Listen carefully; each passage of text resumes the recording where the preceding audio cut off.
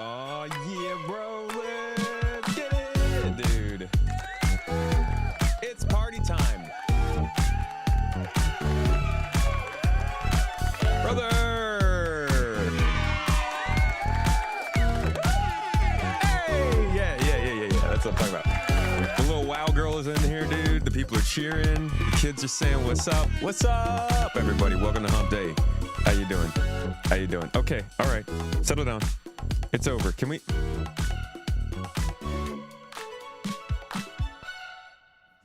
Thank you. Good job. That was great. That was fantastic. I'm proud of you. Don't do it again.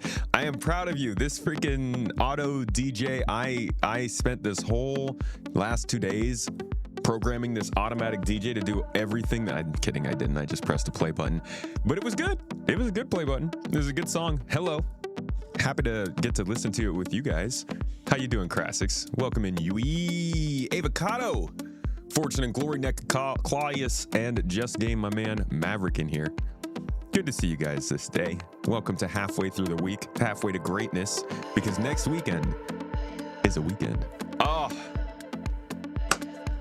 and what better? What better is there?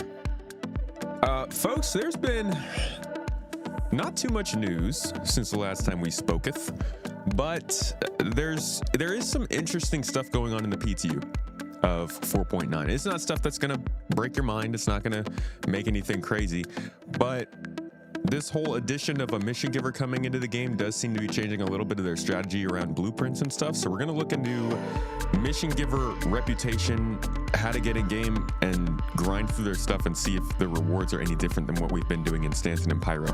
Obviously, they're starting with Recco Battaglia. But first, before we get into that, I gotta give my absolute greatest honors to Fola, my man. It's always great to see you in the chat, dude. Much love. Much freaking love. Timestone, good to see you as well. Welcome in. Mr. Dukester, 07's to you over on YouTube. And Gravity Noise, hey dude. Hello, my friend. How do we look? How do we look? How's the camera quality? It's honestly, it's kind of your doing. Kind of your doing that we can move around on camera. Ow! Stop it. I'm sorry. That was rude. Just spiraled there. We can move around and it's not freaking lagging. You can tell which words I'm saying. Thank you, dude. Thank you, guys. Sinvian, good to see you on YouTube as well. Welcome in, buddy. Avocado. I feel like the twerking Tomat is gonna very quickly become our most popular emote. 07's Tomat is apparently still the most used across Twitch, but the booty bouncing tomato is hard to resist. I say that both as a fan and as the tomato himself. Hush! Hello! Good to see you, Brigadier Bo. Welcome in, dude. Crassix, you and your wife are having a blast writing songs and having AI make them into actual songs. I saw somebody make... I was watching Luke Stevens stream the other day, and he had some AI song made about... what's it called? How Xbox is firing a whole bunch of people. Oh my god, I did the tomato dance.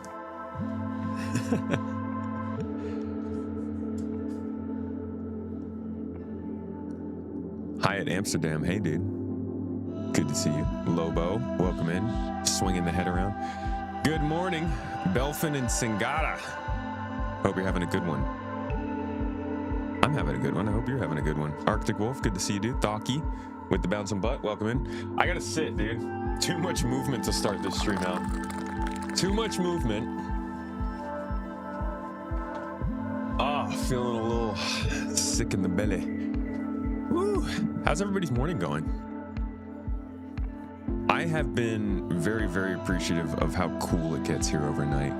It'll get so hot, dude. It'll melt your face off during the day, which is actually not too bad because we like to dabble in the water sports a little bit. It does. That's not. Don't take that the wrong way. And it's so nice how cool it gets overnight that you can go out in the morning and like it's just a nice crispy walk. Cold air on my face. Sid Bloodline. Good morning, man. You've been rep grinding. What's this about, new system? We are going to look through the reputation system of Recco Battaglia, because it looks like she's got a little bit of a ladder to go through for unlocking parts. And I want to see if it is any different than what we've been doing across our Star Citizen rep grinding so far. Not in Houston? Well, dude, in Houston, you guys got like a whole ocean floating in the air. It's too humid down there. I'm sorry. You live in the rough life, dude. When we went over to Georgia for the funeral last month, we landed there and we were like, yeah, I don't think we're ever going to be able to live here. Because that's a pain, bro. That's awful. Finally cooler here in Colorado. Hopefully the fire will get under control. Dude, Colorado, I feel so bad for the drought that Colorado's going through at the moment, especially because us being from California, like, literally takes water from the Colorado River. I am sorry. And I hope that it gets a little bit better for you out there. It's hot. It is hot. You have no clue? I have some clue. I lived in Florida for a while. And in Turkey, we live on the coast next to the water, and it's, oh my God, it gets so freaking humid that like you can see, it's not even like a fog. It's just like water in the air. Like it is oppressive, man. Yeah, humidity is rough. As a former thermodynamics engineer, I can say it's your wet bulb temperature that's going to mess you up. All right, dry bulb's nothing. It's when you start introducing moisture that everything gets wrong. You really wish they would stop wiping rep. Wiping rep in the live game? Are they doing that? I thought they just are they doing that for every patch? It's a dry heat. I feel like that's a song. For some reason that gets the song notes fluttering in me brainos. You grew up in Arizona, bone dry. Get to cook eggs on the sidewalk, huh? From the yak to the sack. Ew. No way you were a TD engineer? Yeah, dude. Worked for a Carrier for a few years. Did a lot of commercial HVAC systems. Design and installation. You're from Brazil, very humid. Yeah, bro, that's a humidity I am not familiar with. That right there. I can't speak towards that. All the way down south.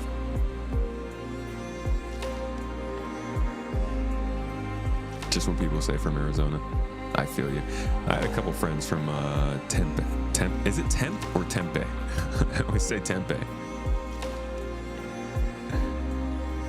Ah, you're a train man, huh? Oh, we had a fun relationship with Train. Our two most competitive offices, I think, with Train were our Houston Music Lab. Thank you. Our two most competitive offices were Houston and I think between like Orlando Carrier. Oh, okay, you carry. I see. It's gonna be like, we might need to time this guy out. Train guy in the chat. Tempe. Really? It's pronounced Tempe? That's how I feel like I would have said it as a kid. My little 3-year-old space nugget brain would have looked at that word and said, ooh, it's Tempe. Data center facilities engineer. As somebody who was, one of our clients was SpaceX, and before they became more of an AI company, they were still doing a lot of cooling for like their computing and stuff. And I'll say this, dude, if you design a data center for cooling, I have so much respect for you. That stuff's crazy. I'm happy to pipe you in that refrigerant. I'll get you the cold air if you need it. But once you get into the room and see how people have to direct the stuff to keep things from burning down. It's nuts. Your commercial property manager. Okay. So you would be the person that we generally would be talking with. Cool, dude. Well, that's sick. It's nice. I don't talk too much about that part of life, but it's nice to see other folks in that area here. I know Star Citizen attracts a lot of like computer scientists, engineers, physicists, data people. Nice to know that we've got a smart chat because guys, you got to keep me accountable. I can be kind of dumb. Who wants coffee? Don't throw coffee at me. I got tea, brother. Where's my tea crowd at? Tea gang. Come on. Before we get started, I need to know what you guys are drinking. Somebody else has got to be just sipping on some tea in there, right? It's not all coffee. I know Maverick's probably got his mocha. What else we got? PK maybe? PK possibly hitting up something later in the day? If your boy PKP is here. Hyatt Amsterdam's got lemonade with a lot of ice. The ice didn't survive.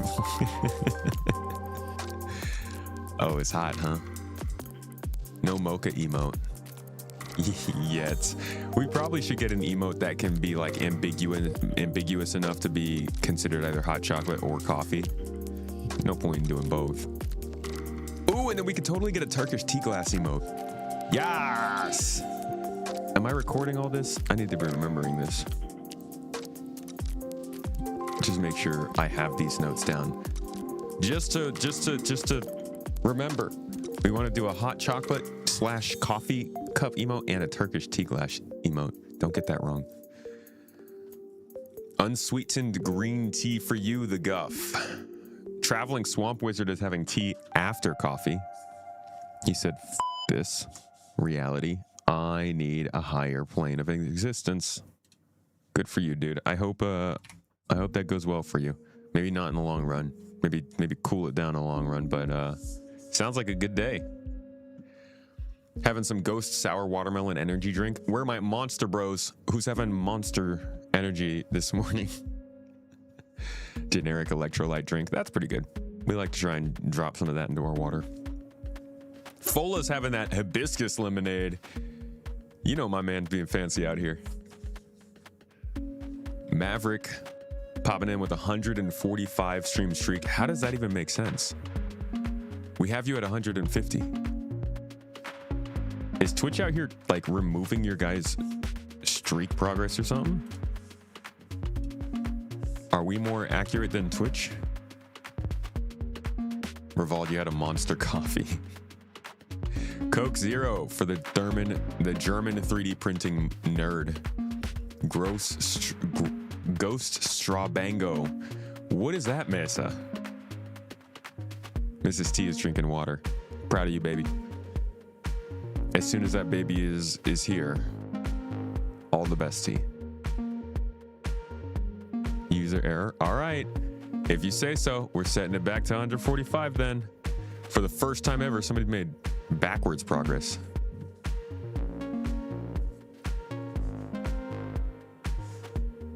Sketo said water. Hey, dude. Mrs. Tomato's got pretty good idea of what to drink, so if she's drinking water and you're drinking water, you're probably doing something right. Neca Claudius, though, has got yourself a 5-sub streak that we got to add on here. I swear. That's insane, but maybe you missed a recent stream. Either way, we know NECA. And I'm happy that once I'm a little bit better at doing this and getting these things actually programmed, there's going to be a lot more reason to have this profile than the stream streak. So do I think Squadron 42 would be coming out this October? I think there's a possibility.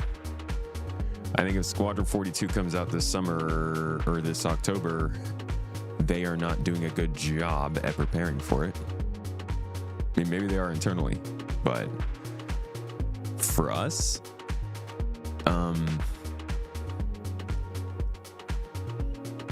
it's not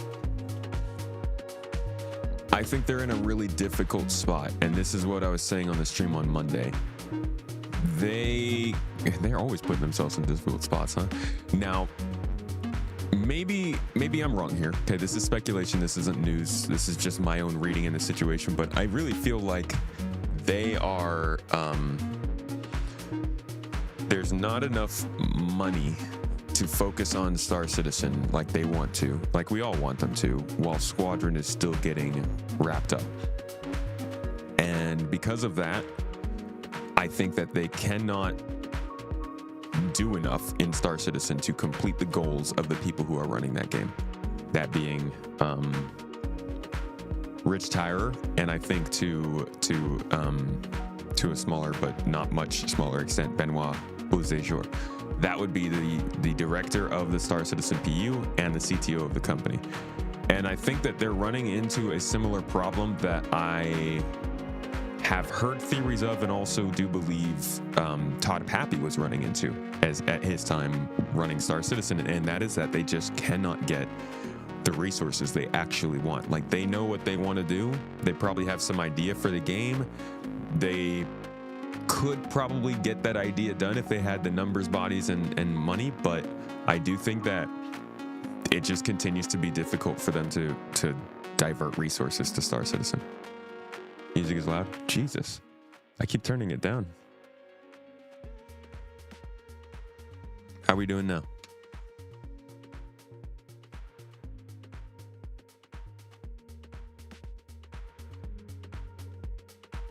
Should be hitting about negative 30 decibels. They should open up those Squadron 42 pre-orders. That will give them a quick infusion of cash. I think putting out Squadron 42 pre-orders before you say a music is low. I think putting out pre-orders before you actually announce a real date is a risky move. It's a bad move, and I'm glad they haven't yet. Whoever is in charge of that, at least they're making a good call there. This game has such a reputation. It's pretty bad, and they have to tread so carefully. I think they're not, right? The release of 4.8 was not that, but they've got to be so careful with how they release Squadron. Like, they can't turn people off of this before they get a chance to try it out, right? If they do this whole thing where all these people come out to the studio in October, go and play the game, I would expect and or hope that CIG would release the footage of that section of the game within a few days of that play session going on, because within a few days, videos start coming out talking about the experience. Headlines start saying, for the first time, people have played Squadron 42. There's no way news coverage doesn't pick up on it. There's no way that this doesn't proliferate throughout social media.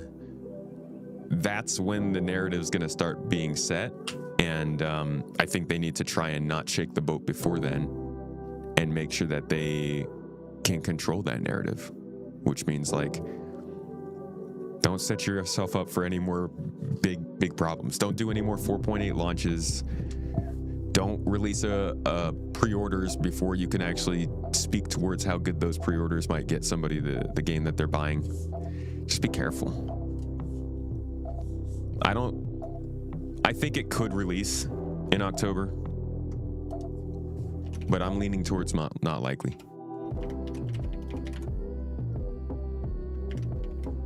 I'm not gonna say it's delayed or anything, but it's certainly not like a for sure guaranteed sort of thing. Patch must go. I'm working on a video for that right now. I just released that deep dive on Space Tomato 2 about it, but I'm working on a video for the whole patch must go versus patch maybe not necessarily goes so much mantra at CIG. Squadron 42 is the last chance to bring in more players. It's their last big marketing. To be honest, it feels almost like their first big marketing. You know, like the first time they've been able to go out to the game community at large and be like, hey, we actually have something for you to play. Because let's be honest, dude, Star Citizen has not been something for people to play. It's been for us to play, freaking obsessive space nerds. But in terms of marketing to the rest of the world, Star Citizen has never been in the place where they should be. It's only marketed like it is because they need to keep money there for the game to be made. But in reality, I bet it would be so much easier if it was all just behind closed doors. They don't do 4.8 launches on purpose. It's just a problem with the nature of the company and how they run things. Well, yes, absolutely. I don't think they did it on purpose, but I think that they have the ability to stop it from happening. What's up, Bloodline? Mr. Fluffy, hello. Good to see you, Mr. Fluff. Toes gang entrant. You picked up an Arastra last week, Bloodline. First of all, best loaners. You're hoping that with the Galaxy Percy, Polaris, and the RSA kit is good enough that the Arastra will come sooner than later. Also, the Nocturne paint is nice. You bought this a couple weeks ago before you bought the ship. You got the paint before the ship. Guess you had some plans. The last is in they may mess up Squadron 42. It'll be very bad for the future. That's fair. That's true. That's true. Well, let's talk about what's going on in the game right now. So it's been a couple days since I've taken a look at the PTU. We're going to actually jump into the game ourselves today and test this stuff out. But I figured I would give you guys a little looky-loo at what the latest updates have been here and what's actually worth looking into, because there's not too much going on, but there are some small things, particularly one small thing that I think is... it's one of those changes that's not necessarily going to be a big deal for the game right now, but it does show a good direction for the game to be going in, and we'll get to that. So this is the July 2nd PTU, just to give you an update or a reminder on the kind of stuff that they're doing in these updates. Recco Battalion missions, vehicle hit markers, the new weapon, and vehicle cleanup at New Babbage Instance and Pyro stations. Now, we saw the gameplay additions here, including just some moving around of components, kiosks, and all that stuff. We've also got the CQ7 bullpup rifle with a note from Zach Priest. You probably remember he was on the episode FPS gameplay with Luke Presley wearing his absolutely gargantuan getup. Peak Fleek, I believe the kids call it. Or is Fleek? Fleek's not a thing anymore, huh? He was not Ohio. What's the opposite of Ohio in terms of coolness? Could it be Arizona? He's right here. This is Zach. Stormbreak this outfit in order to open the door. Like, and he does a lot of the, you guys can't see that. He does a lot of the FPS stuff. He was part of the team that brought in a lot of these weapons. He helped with the scopes, with recoil balancing, and generally just a lot of that kind of the development side of things. What he had to say about this new gun is, after a year of very interesting sci-fi weapons and some very rusty ones, very Mad Max vibes, people are getting a little sick of that. We heard a lot of feedback wanting a nice standard lower RPM rifle to be added into the mix. So what better standard than a bullpup? That and the amount of times I got sent the old concept art for the bearing bullpup on Spectrum over my time working here, I knew it had to be this. To make this stand out, this weapon has a nice, sharp time to kill for a rifle, but having a consistent and followable Y recoil shape pattern. To those who learn it, it will be consistent and land shots on target. Bearing weapons typically always have very consistent and readable recoil, and this weapon is no different. Having a bit of bite so its power, but still in the feel smooth to use that you expect from bearing. Overall, this is great all-arounder, daily driver type of rifle that won't let you down. I like a good daily driver rifle. It'd be interesting to see. It sounds like it actually could be a competitor to the P8 for my like standard gun, but I definitely want something that's more like an S71, maybe like a semi-auto S71 to be my go-to. Either way, the weapons can be found in ship and distress missions, as well as Moraine data retrieval and Moraine movements. Both take you to the base where you can find the QB7, CQ7, I'm guessing. And that was mostly it for this round. That was July 2nd. We move on to the next one, and they actually sped up the reputation for battalion missions. We'll talk about that in a minute because that's where things get important. But they've also boosted ship mining laser power to 20% across the board. Now, I've got some additional notes here on the Leaks channel that gave one additional add-on saying, while it does say they've increased across the board to 20%, only Size 1 and Size 2 have received such an increase. Size 1 received a 24% increase, while Size 2 received a 21% increase. This is not final. This is PTU. This is a bunch of testing and stuff, so this might change. But they are boosting ship mining lasers. Hopefully this does help with particularly the prospector folks out there that are getting a little bit limited from which asteroids they can get. But we just need to see more easily obtainable asteroid and minerals everywhere. I don't think there's that much reason of limiting people from getting nice materials because you can just lose stuff so easily in this game. But we'll see. They also said tractor beams can now be used inside of armistice zones at distribution centers, which is great. I say, suck it up, give us security, and get rid of armistice zones, please. But it's good because there are more and more missions requiring you to use boxes and tractor beams around these places. Ship attenuation and flyby audio playback rules adjusted across all ships for better audio fall off at range, along with flyby audio mix polish. I still haven't seen this. Maybe we can hop in game and check that out today a little bit. Obviously some bug fixes and stuff, but really that was it for this one. Remember the reputation speeding up of Reco. Now moving on to the patch from yesterday, this is the current patch, the one we're about to jump into to test ourselves. Mostly the same testing feedback with a vehicle cleanup update now added. Now you can see down here it says abandoned vehicle cleanup. We have updated the new ship cleanup code for Grimhex, Levski, and other social stations across Nyx. This new code adds ship cleanup rules that will clean up ships in an abandoned state after 5 hours. I wonder what abandoned state is. Just like somebody, basically once you have left the ship itself. This is already applied in the previous build for stations and major landing zones across Stanton and Pyro. We did see that mentioned here. So they're continuing to bolster the vehicle cleanup as they move further and further away from Chris's coffee cup fantasy. I do think that this is good, but I also think that at the end of the day, everybody and their mothers just wants to be able to salvage and tow these things. Like, we all just want to see a proper functioning of game rules taking over from player ships when the time permits, and the ability for the game to assign us the option to take care of that. I think everything from water bottles to full-on destroyed ships, people just want the chance to help clear these things themselves. You can see in the comments down below, maybe not in these comments, maybe it was in the here, where they asked for specific vehicle cleanup updates feedback. The first comment: can we get contracts to tow away and salvage abandoned ships? Okay, maybe that's just, you know, 1 or 2 people who like that. The second top comment: if nothing else works, this subtracts from gameplay. Bricking ships should always automatically allow legal salvage and towing. Skip from there, and they say the obvious answer from all of us is to let us salvage abandoned ships. How about brick ships auto power down, and then salvagers and SRV players can take care of this? Make it so fracturing ships don't cause a crime stat. Everybody is wondering this, and it started as a very small hope back when they first showed off the SRV and first showed off salvage gameplay, but at this point, the silence on it is becoming deafening.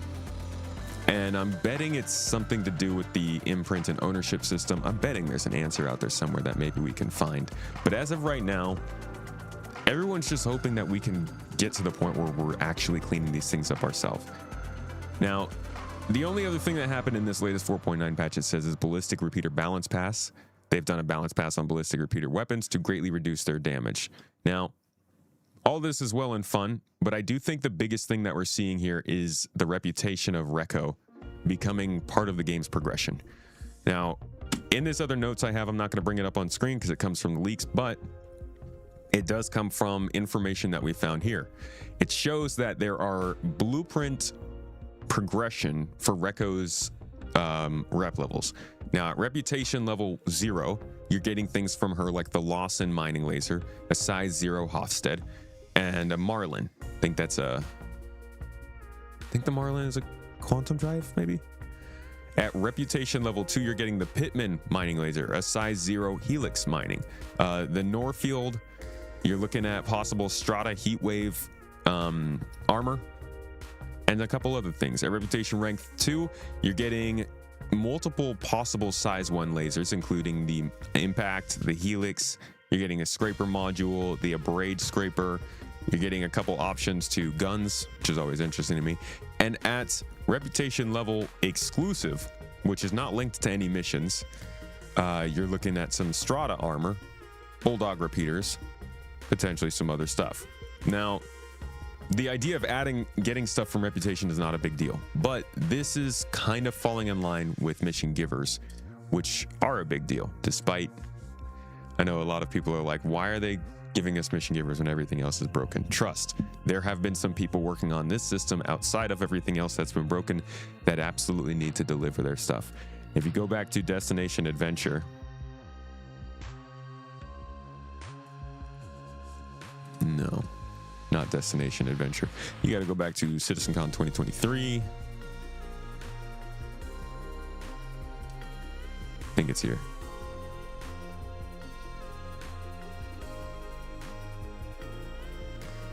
Now this was supposed to be a big part of Pyro that they've really dropped the ball on. Good reputation. So if you had good reputation, you could go straight through. This is no fuss, and it's the quickest way to maneuver through the station. However, you got to put the time and the effort in to get to this point. What happens if you neutral reputation? So you might be waved through, maybe you have to pay a bribe, and you don't want to pay, so you're going to have to find an alternate pathing. Or you're going to have to build up your reputation. If you have bad reputation, and for all you naughty ones out there, I know some of you exist, this applies to you. In short, you're going to have a tough time, but you have options. So stealth via other pathways might be one of those options. You build your reputation up from scratch, or you could probably fight. Let's focus on those alternate pathways. All right, so you get the idea. Reputation, right? It's supposed to allow us to encounter different areas based on different expectations, based on what people do in their previous game. Like if I went to get a mission in Nyx, it should be different from you getting a mission in Nyx because we play differently. That's a really important part of a game to me. Nobody wants to play through the same cookie cutter experience every time. So once they started getting to this, they eventually talked about like the markets at these places and how you could buy stuff. Now, I'm just going to cut to the chase. Here's where I think things are going. We got these black market sites where right now you can just kind of walk into them and not do anything. But when they show them off, they always like to talk about how this stuff is linked to reputation. Much like how right now we're seeing Reco Battaglia, the first actual mission giver that they've focused on. And I want to be very clear. She's not the first mission giver in the game. A lot of people have had some problems with me saying that. She is the first mission giver that they're bringing into the new version of the game. And that means all of this stuff that we've been seeing is part of what's driving her design. I think that this, setting her up with the actual blueprints, is the first step before we start to get something like this that's a little bit more tangible. The ability to walk into a place because you have a certain reputation and buy certain parts because you actually, you're allowed in there. As of right now, it still seems like it's just a rep pool where you work with her, and then every time you check in after a mission is done, she'll give you certain reputation rewards. But number one thing that I can't wait to see is, instead of you just giving me some kind of RNG rep drop from a pool of things, give me access to somewhere where I can go in and buy that stuff. And then on top of that, limit us to only being able to use scripts in those stores. So that way it's not like you go and get reputation, or you don't run a mission with your friend who has super high reputation and then suddenly you get that high reputation and you get access to this store, cheesing it, giving you way too easy access. No, you have to first get the reputation, but then you also have to earn scripts that can be used at that store. And if you're earning those scripts, They don't necessarily have to be from Recco. Recco is in a guild with the rest of the miners. Maybe there's another miner in Pyro you've been working with. He also gave you script. So now when you get into the Nyx system, you could buy stuff at Recco's store with the script, but you have to build reputation with her first. And I think that whole complication of progression, fingers crossed that's where they're heading with this. It seems like where they're heading with this. And it's the kind of stuff they've sort of talked about in the past. But we're just going to have to wait and see where this goes from here. More so, I'm just kind of trying to keep a spotlight on it because as this progresses, I think it could be a really, really important part of the game and something that will interest a lot of people. Prob's not priority at the moment or waiting for content for rep to be added. Absolutely. Definitely not a priority. I don't even think there's anybody working very much on the reputation system because that was the mission people. And mission people have very clearly had too much work on their plate, right? We haven't been able to get, obviously Siege of Orson had to be redone. They're probably doing stuff for Squadron a lot. We've been getting regular content drops that they've been working on. So I do think that reputation has been very slow in development. It's been disappointing. But that's one of the big things that's happening with 4.9. And I think the most interesting movement that we can see through this patch that we'll keep an eye on going into 4.10. Because then she'll physically be here to like actually meet with us and talk with us. At that point, maybe it does change.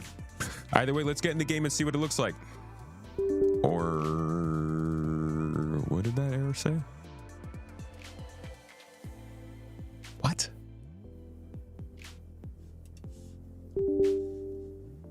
I mean, invalid executable path.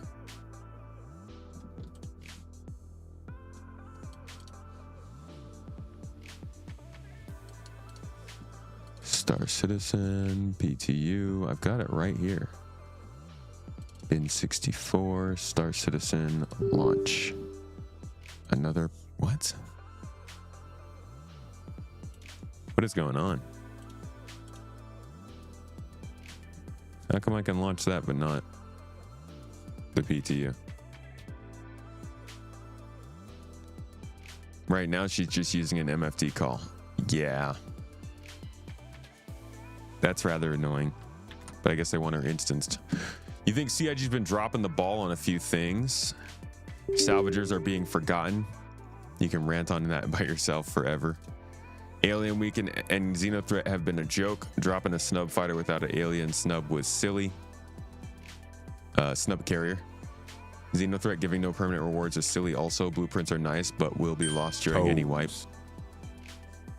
I agree with you that Xenothreat is a joke. Alien Week, in my opinion, is never something to write home about. Sorry to say it. It's always been just a chance for them to talk about aliens a little bit, maybe do a riddle and sell some ships.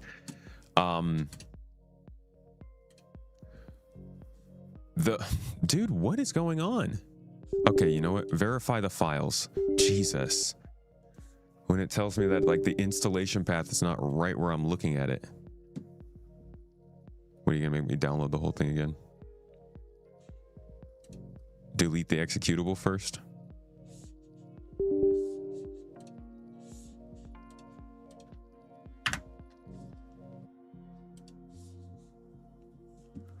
Let's see what it does here. Oh, that's good. Dude, screw off. Oh my God. The game that struggles to launch.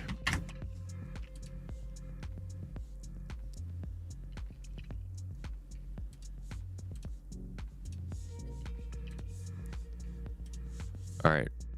Deleted that.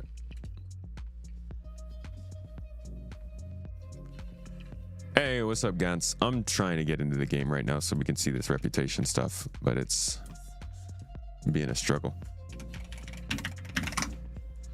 So,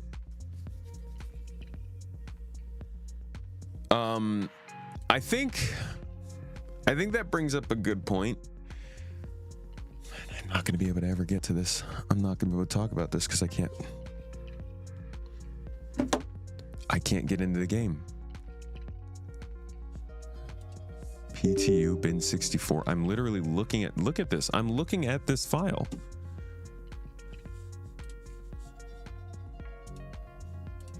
I guess we're just gonna have to sit here and wait.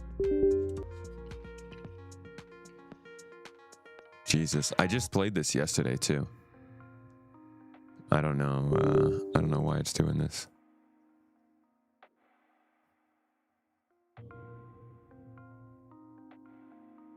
Don't go through every file. Don't go through every file. Oh my God.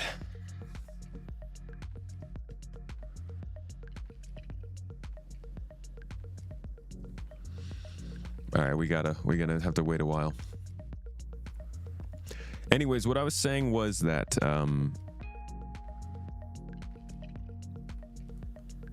I think we got spoiled pretty quickly. The idea that you should get permanent rewards for doing things in game is like only a year old. That only started with Operation Overdrive, I believe, or whatever it was, that the fight for Pyro, I think.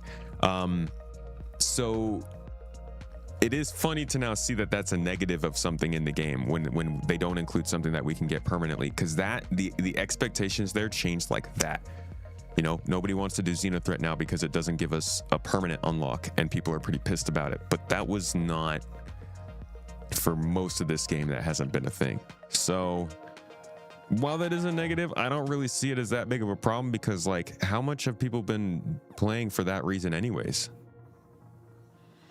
That being said, I think the event's terrible.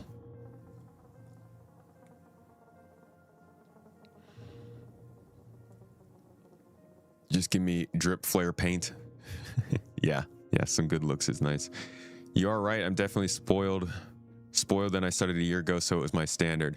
See, now, I don't blame you for that though. Like, I'm not saying that it's wrong that you expect that. I'm just saying CIG themselves continue to drive our expectations. And I don't think anybody would blame you for them setting those expectations and then doing this. But I do think it's crazy how quickly we changed what we were thinking would happen. That being said, I don't think that they've really put a ton of time into Xenothreat. I think Xenothreat is probably the #1 sufferer of how bad 4.8's launch was. Alien Week was fine for the most part, and that's because they had some ships to sell for Alien Week. Xenothreat is really just like a holdover. I'm surprised they even did it.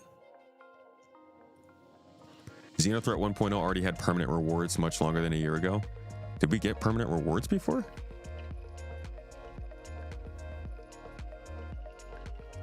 I thought the first thing we ever got a permanent reward was it Operation Overdrive? Xenothreat 1.0? Xenothreat 1.0 did not have permanent rewards.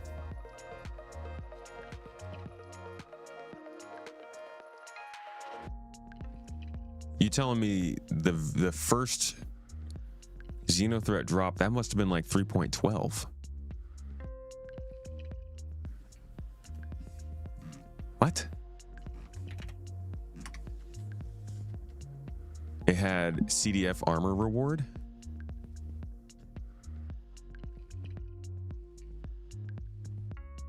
That's crazy. I didn't even know it got hanger linked.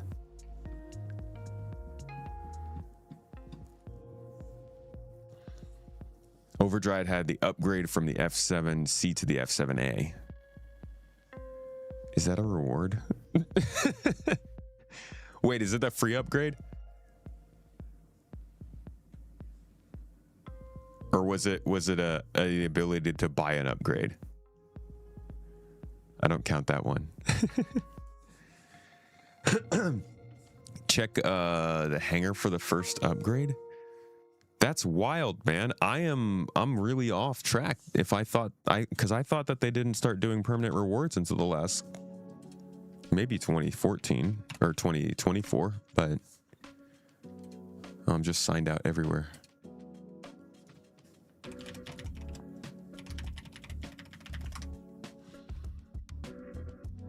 Free CCU. Okay, that's solid. That's a solid reward. So they've been doing rewards with Xenothreat permanently. Then I'm wrong. I'm sorry. I thought that this was newer. I don't remember getting those. Or at least getting them. I didn't realize that they were linked to our hangar.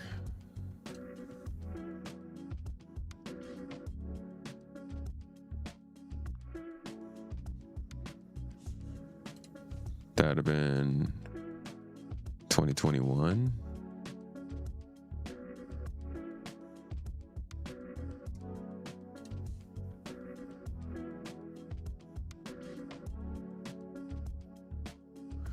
I think maybe I didn't do it.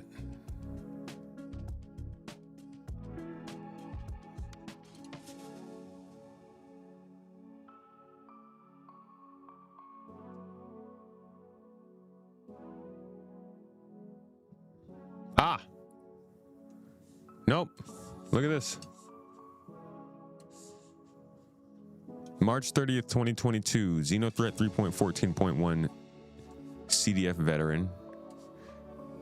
Got a undersuit and the True Def core. Yeah, no, you guys are right. So, since 2022, we've been getting hanger rewards for this stuff. In that case, then yeah, it's definitely just, I guess, goes to show how much less important this event is. I was wrong. I thought that we weren't starting doing it until recently.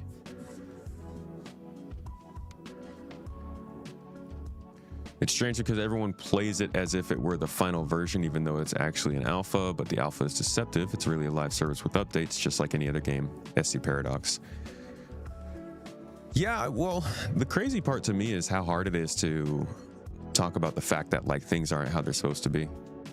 How many people want things to change based on stuff that isn't actually permanent is difficult to communicate or like have conversations with. The first one you recall was the Paint's Dying Star, but you don't think it was the first one. The Vara helmets. That's true, the Vara helmets do count. That might have been actually the first time.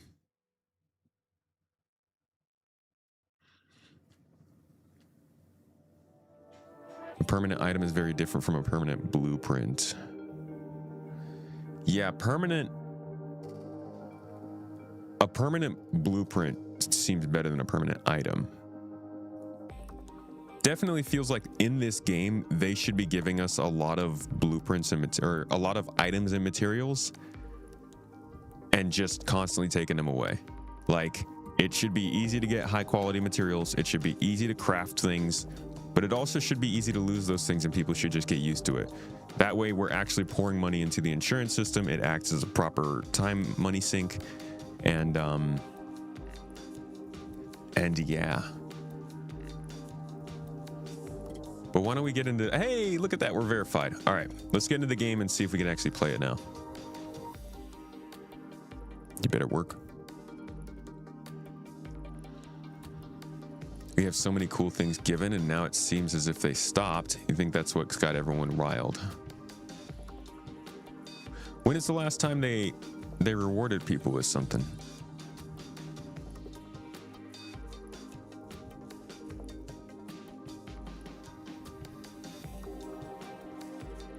Is it a trend or is it just this Xenothreat one? What was the last out of game big thing that wasn't a permanent edition? Would have been, I feel like there was something at the end of last year maybe, or at the beginning of this year.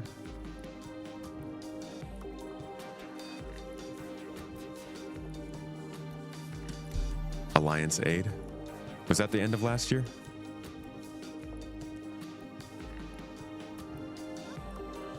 But if we got stuff from Alliance Aid, then I don't think it's worth considering. I don't think it's worth looking at what's happening with Xenothreat and thinking that they are. Oh yeah, it was the crafting machine from Alliance Aid. That's right. Yeah, beginning of this year. Because they were going to give it to us and they all expected crafting to be in the next patch, so we'd be super hyped. And then it wasn't. But yeah, I think one time, not great. 2 times is could be a trend, you know? Xenothreat, in my opinion, is a really low effort thing for CIG, so I wouldn't consider this being representative of how they're going to do the other stuff. I don't know when their next event would be, but I would bet it'll be better off than this. When's the Foundation event start?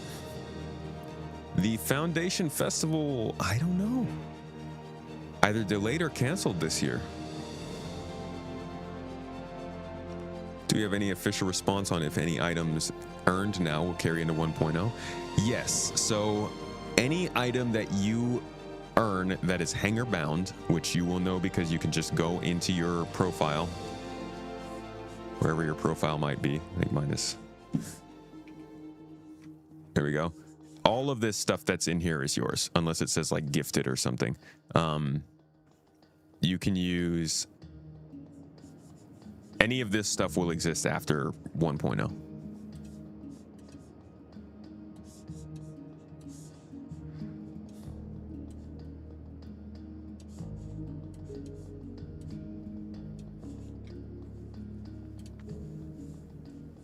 Mr. Dead Set. Wait, I'm so sorry. I missed some stuff there. Taryn McLean hit us up with a couple of bits. Thank you so much for the pizza biddies, dude. Mr. Dead Set, 57 months straight subbed on the channel.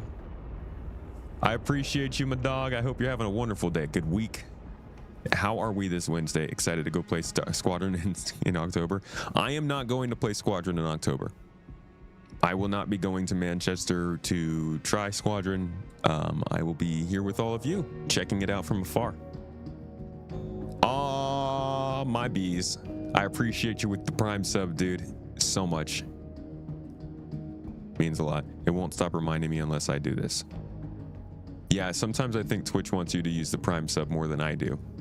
I genuinely appreciate it, but for Twitch, I guess it's like money thrown away. So thanks so much for using it on this channel. Thank you guys so much for supporting the channel. It means a lot. Goes a long way. Baby boy has been telling me, Dad, get more Twitch subs. I need milk. I need bottle. I need burp cloth. He's a very demanding boy. All right, I'm gonna hit up our boy Maverick. Ava's online. See if Ava wants to join too. And we're gonna go and try and grind some reco missions and see what kind of rewards they give us. Hello, boys. Holy moly, that was loud. Am I really loud? Sorry. It's like distorted loud. Okay. I don't. Man, I really, really hate this thing. I'm gonna just turn it down just a notch. I hate this so much. I'm almost tempted to go back to a one PC stream. Does that work? Like, can it? No, it'll be awful, but it will be better than having different audio settings every time I talk. There's nothing in Windows that explains to me why it would be coming through so much louder. It doesn't sound like it's being processed. Like, that sounds like raw feed. All right, how about now? Does this sound any different? Still the same for us. Stream's fine. Like, there's nothing wrong with the feed. Exactly. So that means OBS is doing everything fine for you. But I guess maybe I need to put a compressor on my hardware. Yeah, Discord's giving maybe the feed to your Discord. Comes from somewhere else. But like, you get where I'm coming from, right? It seems basically every time I'm on the stream, I have to do this. Oh yeah, no, definitely. At the moment, I've got you turned down to like 36 because it's just it just sounds like a raw.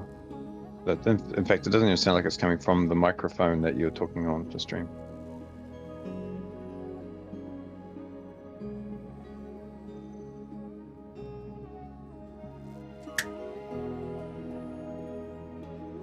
Okay, how about now? That's better. And how do I sound to stream?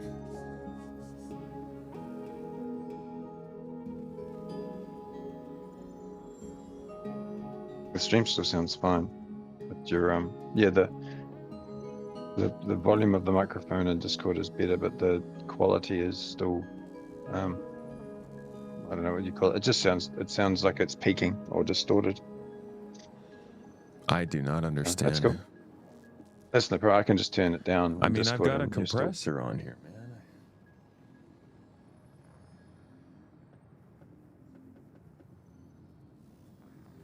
Okay, I've dropped the ratio. I'm dropping the threshold. Everything is down. Yeah, the threshold made a difference as you drop that down. Okay. So am I still coming through? Yeah, you're coming through. In Discord, it's fine. Okay. Testing, just seeing if I can make it so that it's... Testing.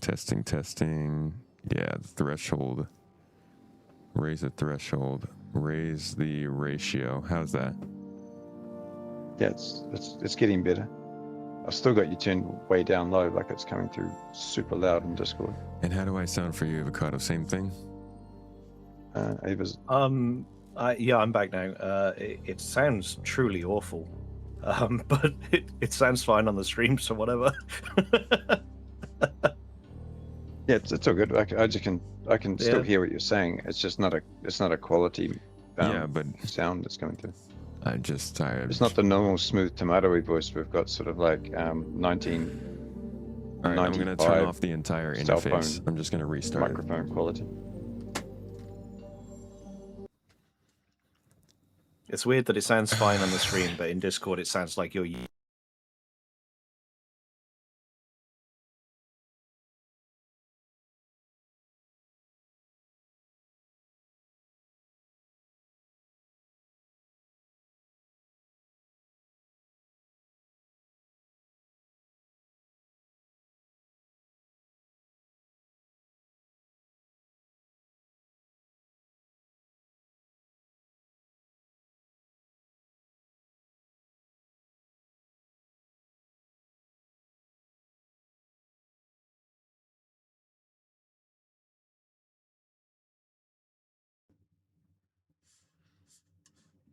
Okay, how do I sound now? That's better. It's better? Oh yeah, that's more normal now. Quiet, but normal. I was gonna say I need to turn you back up. I can barely hear you. So I literally... Are you kidding me? Oh my god, dude. No. Did you turn it up and turn it back on again? Yeah, I just turned it off. The secret source. Yeah, I was gonna say, if in doubt, go. All right, so now I have to turn my compressor all the way back up? No, like there's nothing wrong with the audio coming through to us. Is the volume okay? Yeah, it's fine. Volume's good. Okay, and stream, how are we doing? If you want a fabricator, you don't have one, you can go to Dumper's Depot. Oh, man. All right, thanks for getting us through that, guys. Appreciate the support and chat during that. All my bees, you're the last sub. I'm just going to say thanks again because it means a lot. And I see we've got a metaphysical stream streak to fill in. Mr. Meta.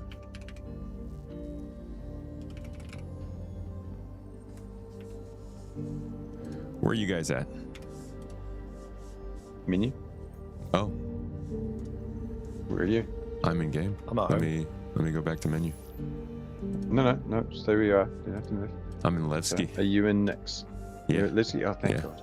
Yeah, that's where we are. So cool. We assumed. Y'all been grinding rep? Grinding rep, dude. I've just been sitting here watching stream. What have you been doing? I mean, have you played any PTU much? Oh no, not since we were last in. So yeah, I haven't touched it. First mining mission, I think, is what we did last time we were on, and that was it. So yeah, hopefully we can get a couple more interesting things done today. yeah, so I was just bouncing around in Arena Commander and saw the new hit marker thing for the first time and the sounds that come with it. That's a thing. Yeah, how's it look? I mean, it's there. It's probably going to get adjusted and thing. But from a first user standpoint of seeing it, it was a little bit much to take on. Like, there's a lot going on. There's variable markers, and each one does something different. But there's nothing in the game that tells you what each one does. You literally have to go and be told this is what this marker means. Sounds like Star Citizen. Like, yeah, as I say, like anything in this game is pretty much that way. yeah, it's good. I don't know, like not having done a lot of on purpose FPS flight type stuff or PvP stuff. More feedback's good, but I'm concerned that you're certainly overwhelm people with too much information. Yeah. Yeah. I'm sure the people that fly chips all the time and blow each other up are either happy or unhappy about it. I'm indifferent at the moment because I haven't bothered upskilling myself on the flight model because there isn't one in my opinion. It's just not there yet. That's fair. Windows sound device settings tend to screw up pro audio devices out of the box. In Windows 10, it was sound control panel. Forgot where it's buried in Windows 11. I mean, I deal with a lot of sound problems, but it's genuinely, it's insane how bad it is. Audio functionality in Windows is one of the worst features on one of the most embarrassing products I've ever used. It had a lot of tech issues, but of all of them, I'm actually dumbfounded, fucking floored that Microsoft can't seem to get their audio situation together on Windows. Everybody else relies on it, and it's crazy to me that they don't give people more control over it. It's just like they're trying to tell people that they need to use Windows for all professional applications, for all these companies, for all these things, and then the audio situation is abysmal.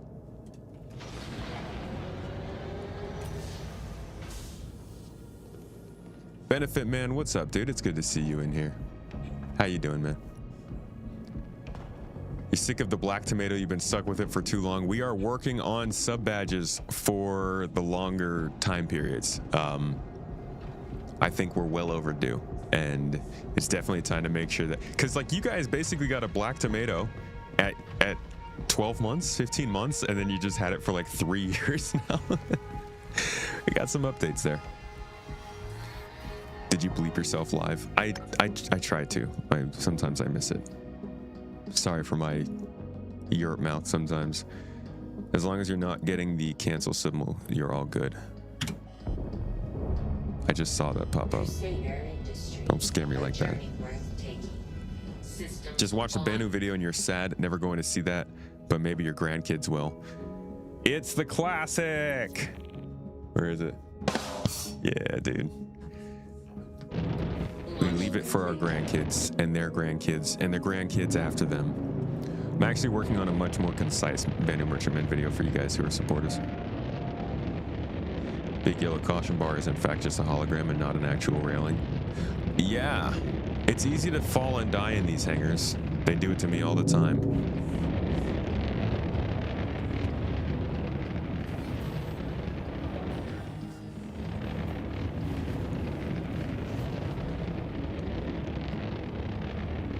Reco Battaglia is in 4.9, not 4.8.3.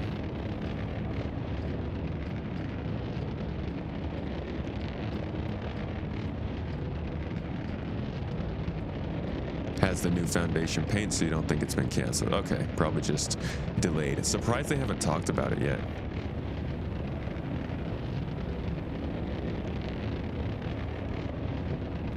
Siege has 2 events. Okay.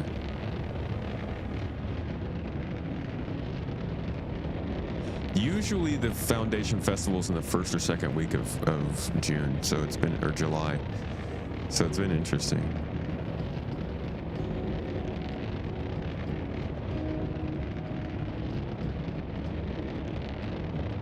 We don't know if ships like exploration ships will be fun or valuable in the end. It's all subjective. They genuinely don't have to make them like really good ships if they don't want to. But I do think they'll be useful for their scanning and their range. Did they not invite Tomat in the first wave, or was it a choice? No, they invited us.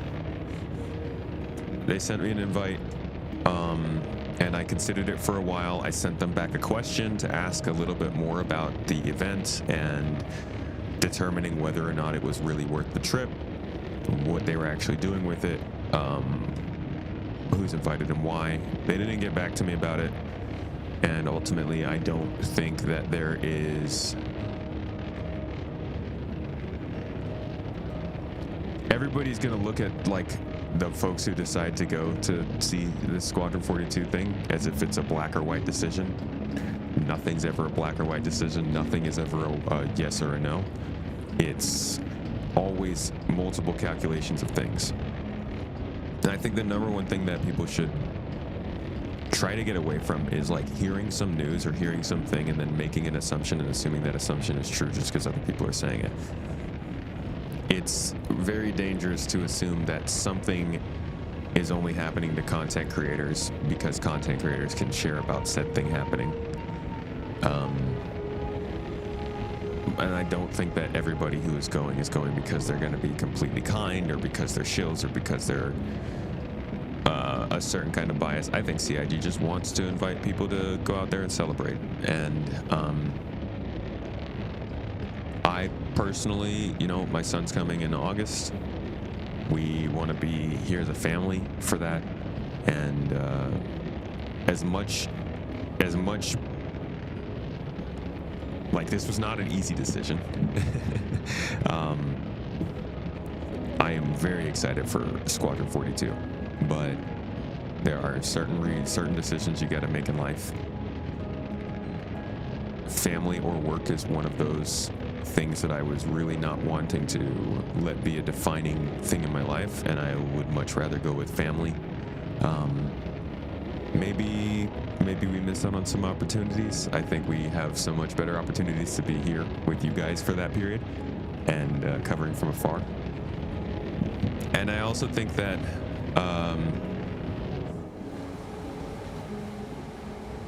yeah, it's gonna be amazing, but don't necessarily need to be there. There is also, of course, the current state of America. For those of you who might be following along on that, if you are an American, or if you are, well, if you are an immigrant or an American who is like family with immigrant, then you probably understand right now is a very sketchy time to leave the country. Unfortunately, that's just the way our country's gone. Mimic! Just started playing SC, having fun so far, totally expecting to get ganked by some random one of these days, so I can't dogfight worth a damn. Well, just know, if you do get attacked, don't let it kill your spirit. It can be a bummer. But there's a lot more, it's pretty rare. And definitely a lot to learn from it. Oh, sorry, the game audio is so loud, my bad.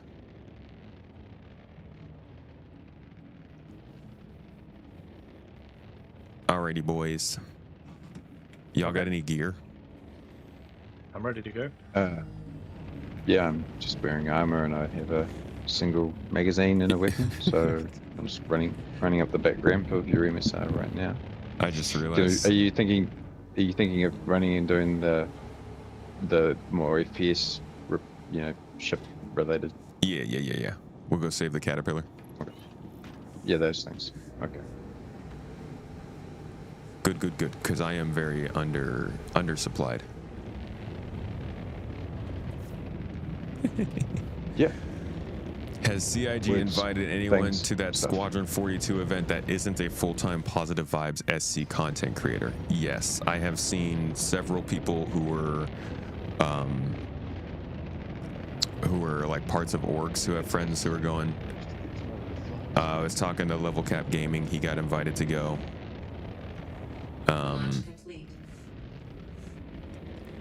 I believe I also saw a couple other folks who generally don't put out positive content, and again, I don't even know if those folks are telling the truth. This is another thing with like trying to judge who's invited to this event by people reporting it. You don't know who's telling the truth. You don't know who's photoshopping a picture. It's just it's hard to say that, oh, the only people who have gotten invited are all positive content creators, because all positive content creators are probably the ones with the most eyes on them.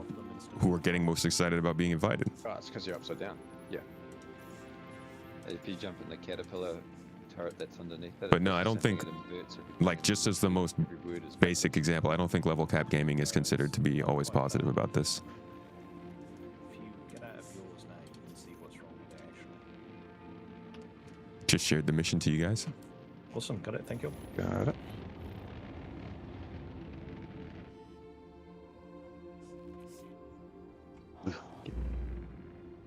Oh. Game audio is deafening. I'm really sorry. I didn't even. Now I'm more. I wish I had known myself. that before I said all of that with the audio drowning me out. Recco sounded like Rich Tyra then. You'll miss more not doing the family stuff versus not missing much of anything with the game stuff. I mean, it's not missing much of anything. From a professional standpoint, I don't know what they're doing. It could be one of the biggest moments for us from a gaming coverage and journalism perspective we've ever had. And this income, the support you guys give on this stream, the how well we do on YouTube, that is what supports our family. That's what supports my son's arrival next month. So it again, like I said, it's not 1 or 100 decision to make. It's a complicated decision. Yes, we skip for family time, but also as a family, we're missing a very big business opportunity. That's just how it is. You don't even think Tomato is always positive. He's just not a dick about it. People love to label. People love to label and put folks in buckets.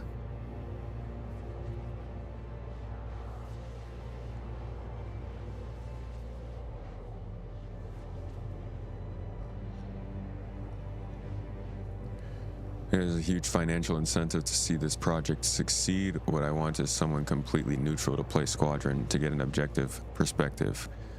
I mean, his incentive to see the project succeed is so much smaller than, like, mine. If you're gonna judge people based on their connection to the project, Morphologist has a professional architectural career. He's doing very well in that. Well enough that they moved him across the planet to work for their company. So, like, I don't think YouTube is really his background. I've talked to him personally about that, and he has absolutely chosen to not give up his architectural stuff because he doesn't want to depend on YouTube. But even outside of that, I think that he has a very, very easy path outside of Star Citizen for YouTube as well, compared to a lot of other people, myself included. I want Star Citizen to do well. That doesn't mean that I'm going to go there and glaze them if I get to play the game. I think amongst a whole bunch of other people, myself included, like, we understand that giving CIG good feedback is important for a game that's about to release to a big crowd of people. It's different from playing an alpha that may or may not get changes here and there, that may see some kind of update the following year. That kind of stuff you hedge a lot more when you're talking about it. Yes, this is bad, but they're doing blah, blah, blah, blah, blah. If you go and you play a single player game, dude, and you can't tell the company, hey, like, the writing here isn't great, or the voice acting here didn't do well, or the flow here isn't good, I don't know, that's more immature than anything. That's a single player game. You've got to let them know. And I mean, there's not much they can do 2 months before release if it's at that point. But I think people are seriously overblowing or underblowing, underestimating folks' ability to say, hey, I'm not super into this. Even if you want it to succeed. How you turn and twist it, there are going to be people that hate it no matter how good it is. You love the Call of Duty campaign, so others hated them viciously. 'Tis a campaign on the internet.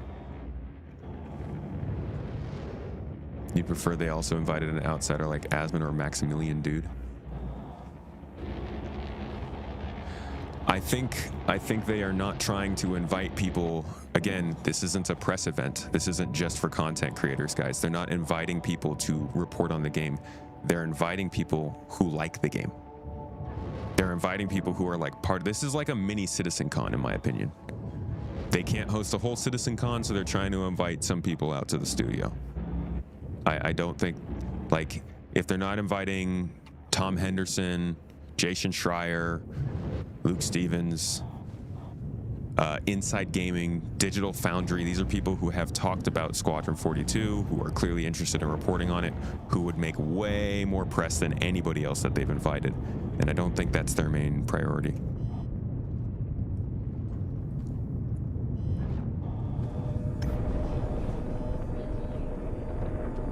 Just killed everybody. We're here. Is that what that was? Just a little poop.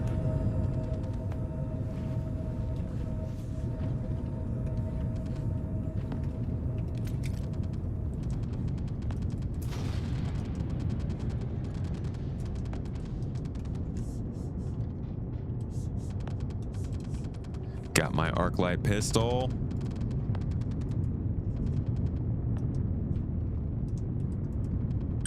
Oh, And you know, in the back of that Cuddy Black is an entire armory, so you could always just go beautiful. I'm gonna get kitted steal all out. the guns out of there. Is the Cutty Black a mission ship or a player ship? Yeah. No, that's No, that's a mission. There's a That's pirate. That's the pirate ship. Oh.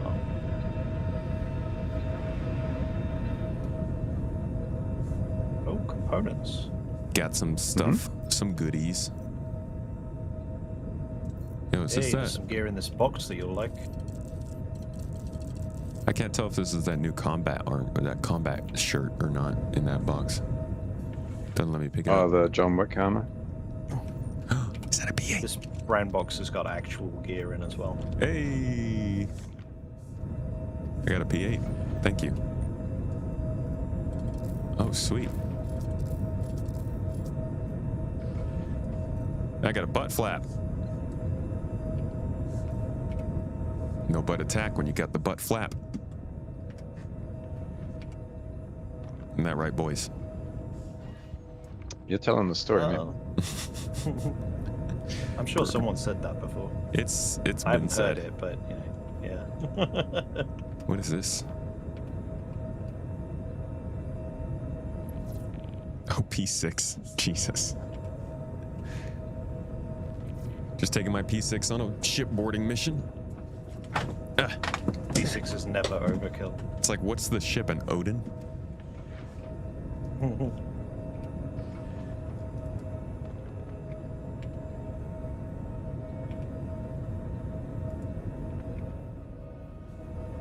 Mr. Holston Coop. Mr. Coop. Coop, my good sir, my brethren. How you doing, dude? It's good to see you. Thank you so much for the subs. 48 months he's been on. Also a long-time Black Tomato. Oops. Maybe needing a new color in the repertoire. Oh, I got Oh. incapped by the Ripper. The gun? Yes, I wasn't really paying attention.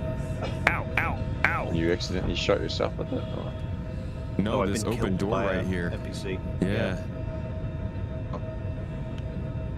I'm floating at the front of the ship, the caterpillar. Got you.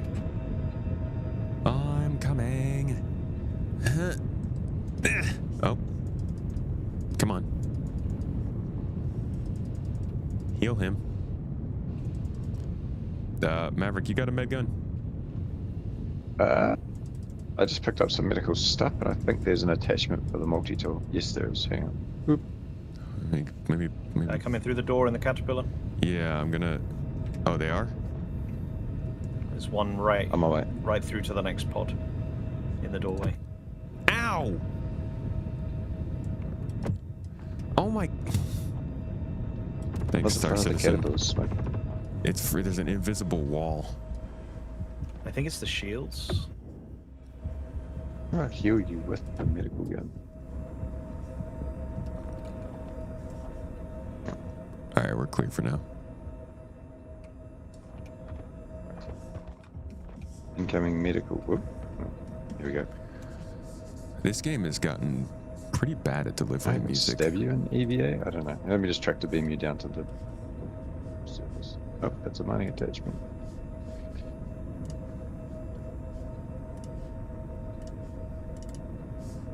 It's a salvage.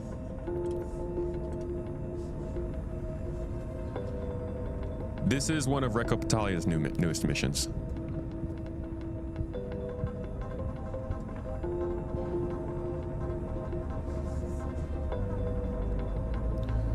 Talking about objectivity, someone who makes a lot of money from SC is never going to be as objective as someone who makes nothing. That's why I would like to see general gaming content creators play Be alive SC again. Squadron, not just SC content creators. That's fair. That's your reliable way to look at it. I disagree.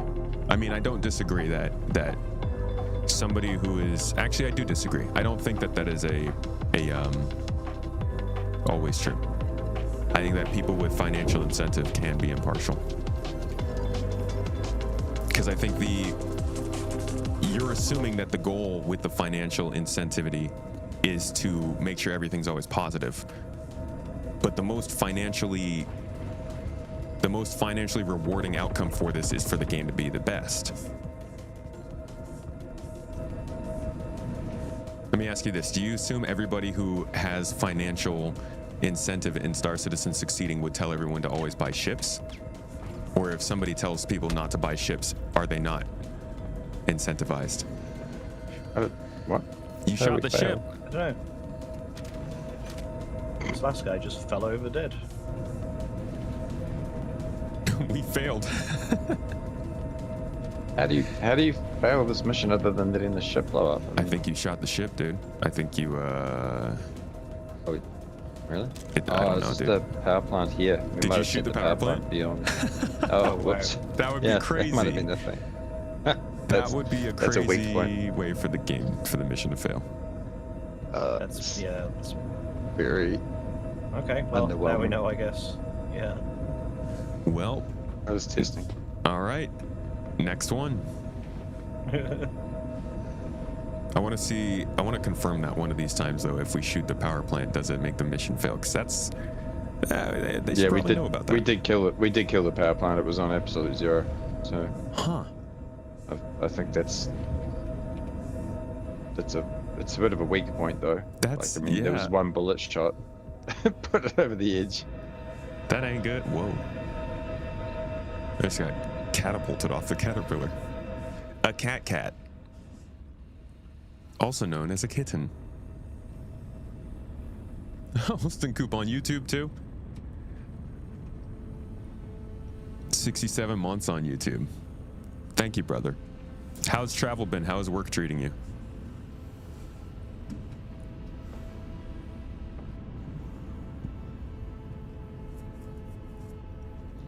There are a lot of generalists going, like Level Cap. Actually, Level Cap's not going.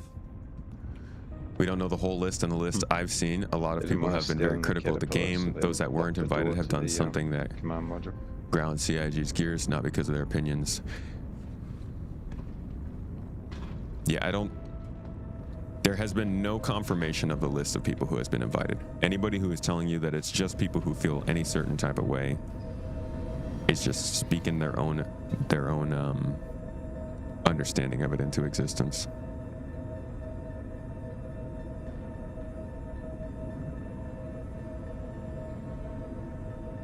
I surely think they're not going to invite a bunch of people who they think aren't going to enjoy it. That's for sure. But I also don't think they're inviting people specifically to give good feedback to the rest of the... Uh-oh, a C glitch through.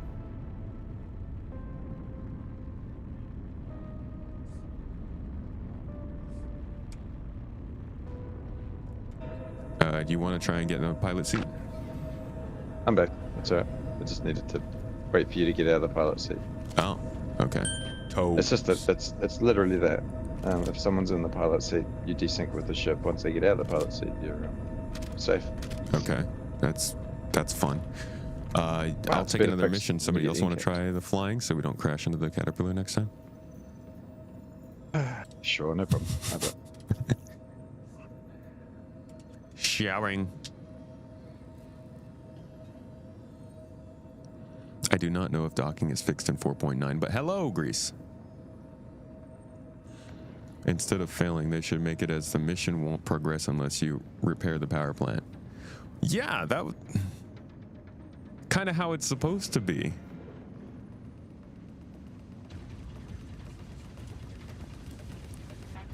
Thanks for taking the job.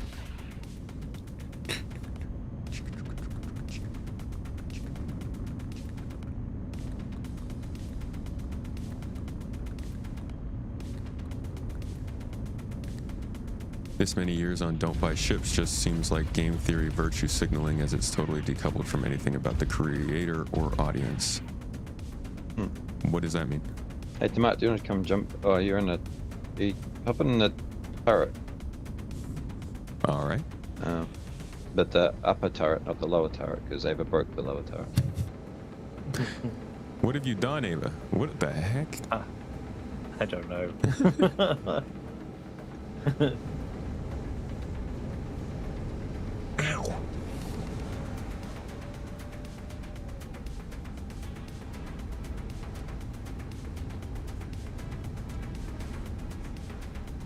You want me to blow things up now? Yeah, you can see the new ship hit marker things Oh, yeah, if you target the... Or you should, I think. I don't know. I haven't been in a turret, but otherwise you can't. You have to don't, but ping to target the Caddy Black. I can't even ping. It's an invisible ping. Just press the ping button, then press the target button. Okay. No, it's not letting me. The hell? But we're not defending ourselves against the ship. So that's not working. Yeah, it's not letting me target. Okay. Oh, we'll get to the next ship and then you can shoot it from the pilot seat over there, but you'll see them. Yeah. That's weird. Is it though? Ship dead, it won't target if the ship is dead.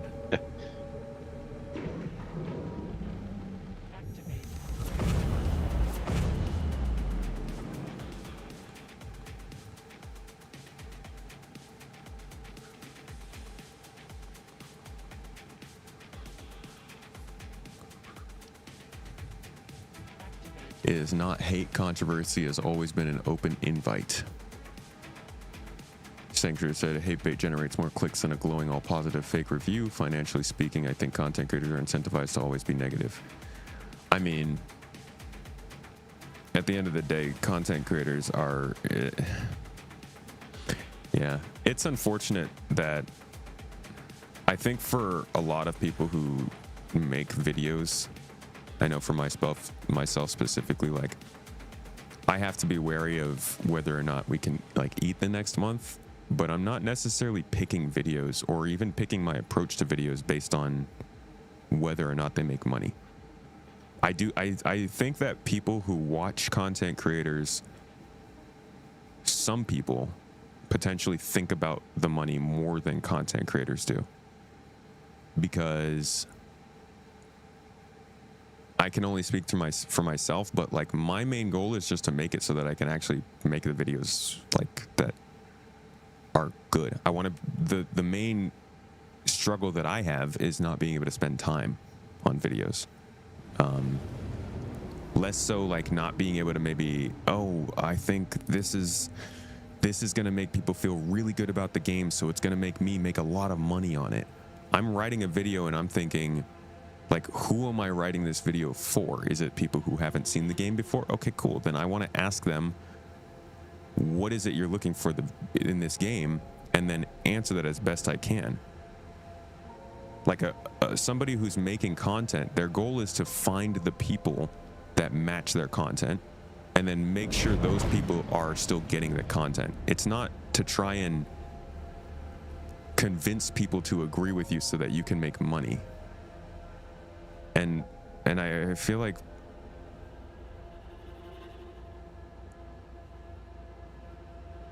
I don't know how it gets like just so lost with the idea of money.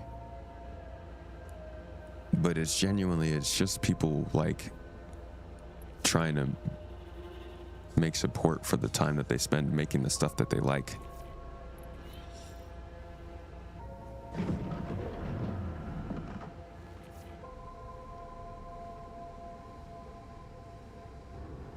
flying one of those junk MSR or something? Like the second best ship in the game, dude. Come on. Good to see you, by the way, po boy. I appreciate you, man. How you doing? Thank you for the sub. How did you get this far? With po boys, of course. New Twitch UI?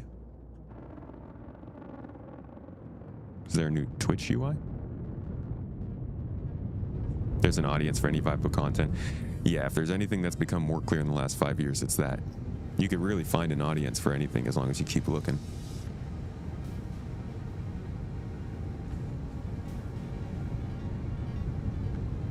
Second best is the Pisces C8. First best is the Pisces C8X.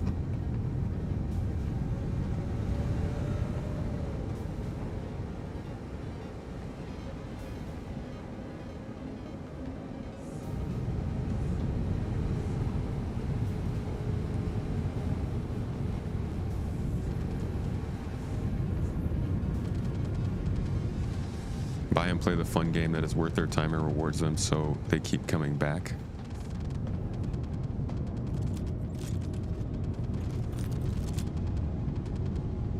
We have arrived.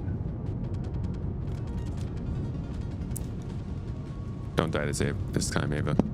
Oops. I'll try not to.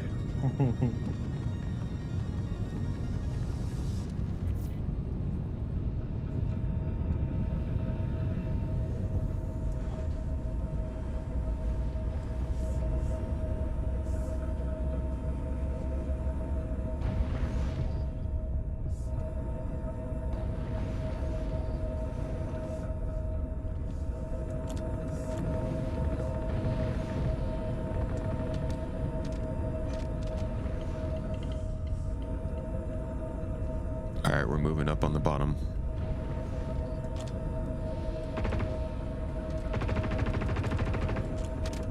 I'd shoot the power plant.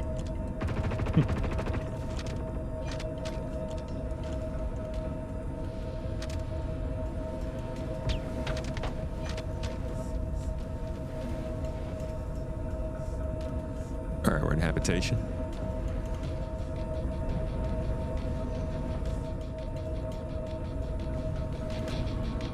So you can't get into the command module. In the last ship I could. Oh yeah, it's like weirdly blocked. I'm going up behind him in engineering. Oh, he's right. He's right. They're right here. You run up to him and middle click maybe. He's down. Last guy here is down. Now we got the repair objective. Can I repair with this grenade launcher? Sounds feasible.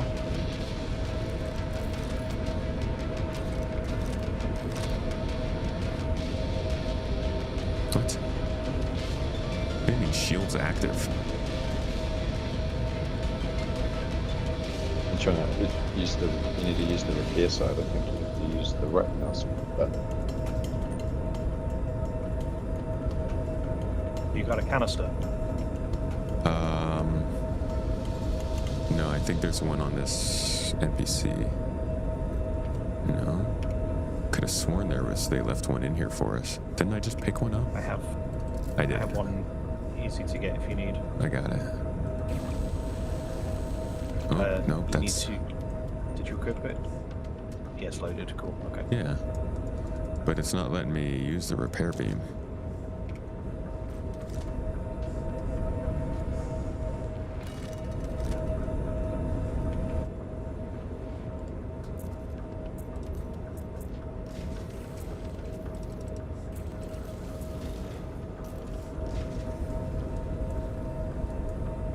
Is it working for you? Yeah, right mouse button. Yes. Is that repair? No, This is saying no, is it? it's not working. Huh. I can only repair so far. I don't have another RMC key, so. See if this dude's got one. Some more. I can salvage, but I can't repair.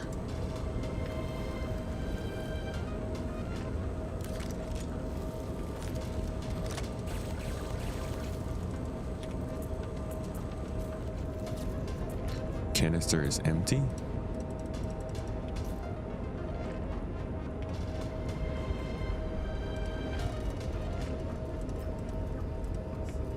guess the canister is empty. Why they don't give me an empty canister? Handy.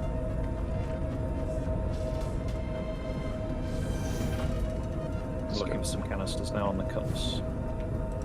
Oh, I'm just gonna go and salvage the outside of it. Yeah, I'm just gonna go scrape the cuddy. Yeah. Or the caddy.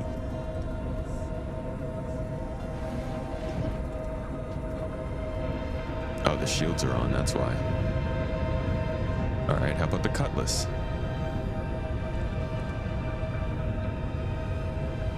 At least turn the shields off in here, I guess, if they're on.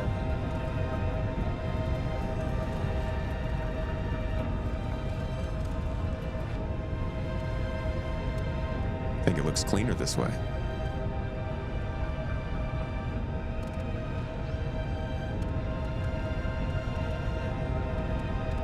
Some of those TTP moments.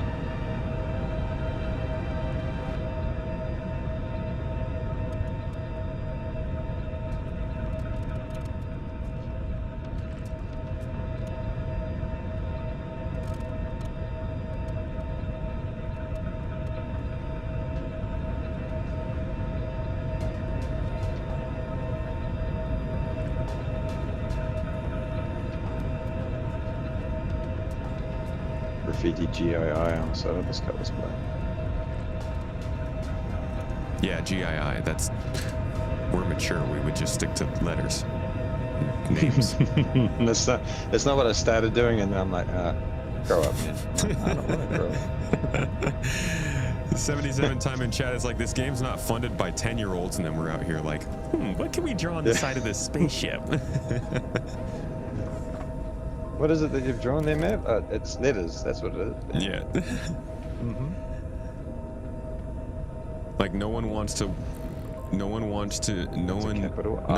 skateboarding wants to watch AI Gen skate videos.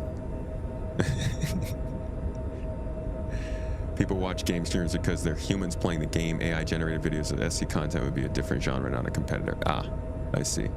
Also, there's a lot of confusion between the difference between a streamer and not a streamer. Not everybody's a streamer. Like, a lot of people do fantastic content without doing it live. There we go. And all my dead people on the ship said...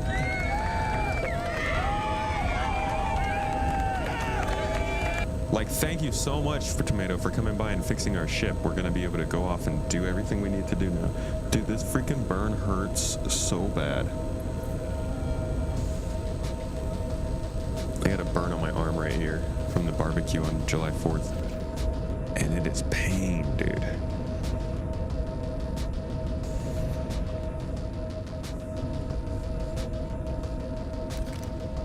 Do we have a daddy tomato yet? As in, like, am I a dad yet? No. Was it a We got one more month. fused burn? Was it a what? Was it a burn caused by alcohol? Isn't No. like were you half drunk at the time? No. No, it was actually caused by the ridiculously cumbersome and awkward shape of those rounded barbecues. It's really hard to get those to sit somewhere. I accidentally put it somewhere and it fell over, and as it fell over, I instinctively like put my arm out to block it, As you would. and it just barely touched my arm. But it was enough to like really burn me. Pretty bad. Must have been hot. Super hot fire.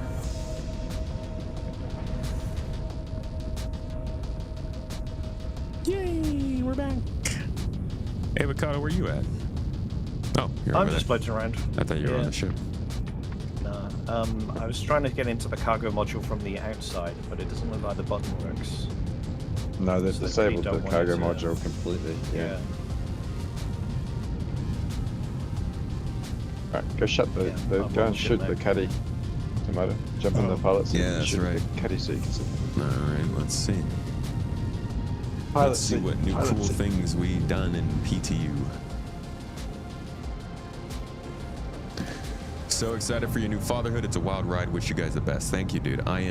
We're so excited too. It's been life-changing, perspective-changing, just everything about life and my thoughts So, are we around it supposed have to be been getting rep changing. for these?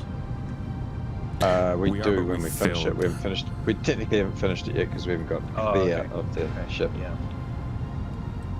If we fly 6 meters forward, I need therefore weapons. disappear, I think. Of course you do.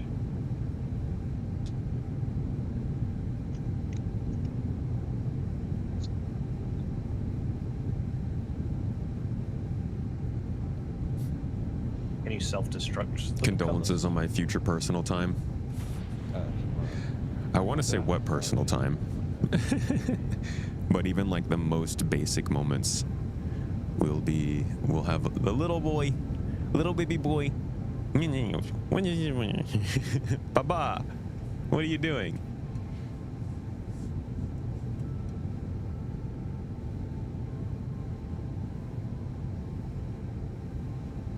Your daughter is due with her second in September. Congratulations, dude.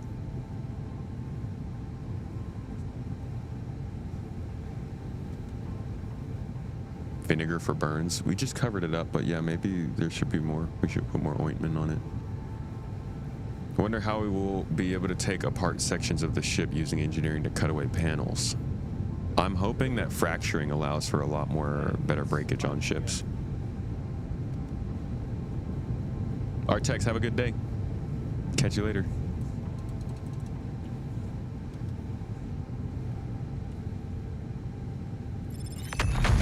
Oh. Yep. That works too. People don't look back at explosions. Dang, bro. How come I can't shoot?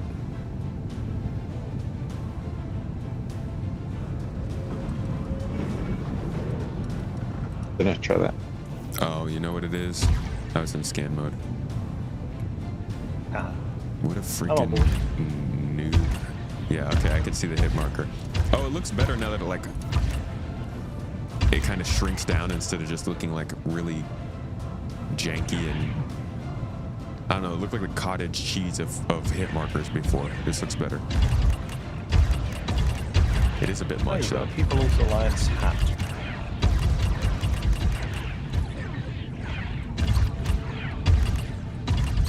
Ooh, okay. I like the sounds. It actually reminds me a lot of the Halo 5 sound effects. Shooting. Or maybe Infinite. I think so. Is it the blue collapsing Shields. marker is shields, right? Yeah. Then you've got, if you shoot say an engine Yeah, and the you red do X. a single fire, it goes a white hit marker. So I'm assuming that means a hull or a component.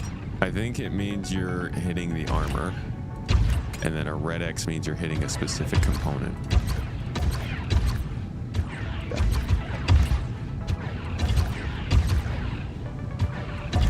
Yeah, I think red X means you're hitting a weak spot.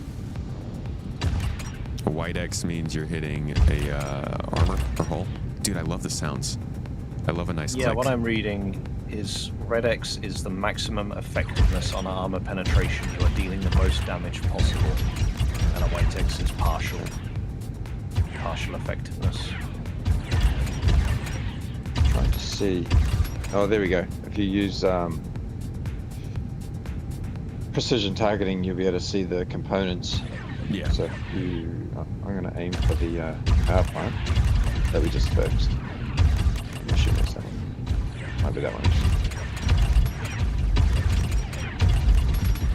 Yeah, so it seems like white comes up before red. White is like armor or hull damage, and red is component damage, I think.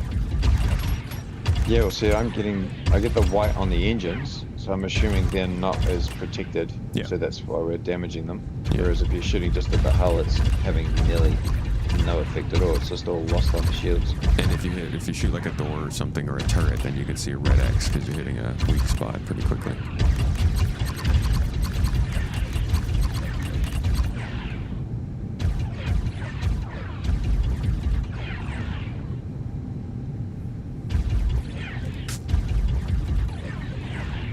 They grew up quick. Your son is 2 and is running all over the About place. the command module side of things. Your second is due in September. Will be funny to see him become a big bro. Dude, congratulations. I look forward to our little boyos growing up together. I know I was talking about doing a gardening channel in the Discord. I'm also considering doing a Space Dads channel, man. I'm going too crazy on the Discord channels. Luckily, I make it so that they're blocked unless you actually specifically want to pick them for yourself. But it's freaking awesome how many people are like getting ready to have their own kids at the same time. Anybody else expecting a new one soon?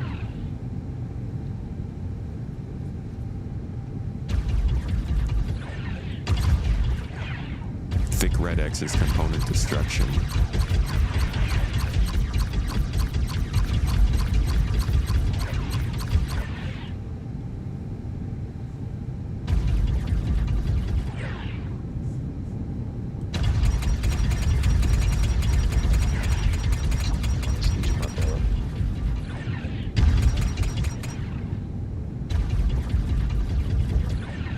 No better job than being a dad.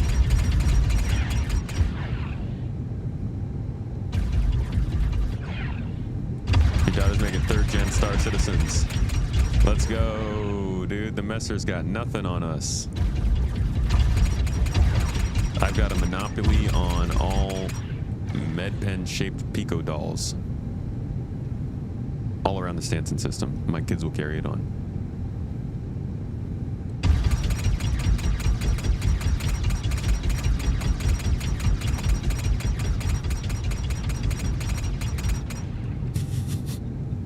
All right.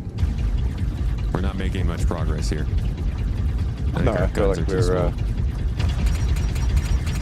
which is kind of concerning.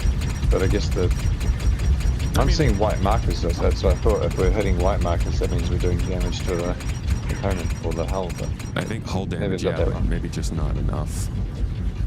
Yeah, I thought it was going to rip that engine clean off the back of that little stupid module.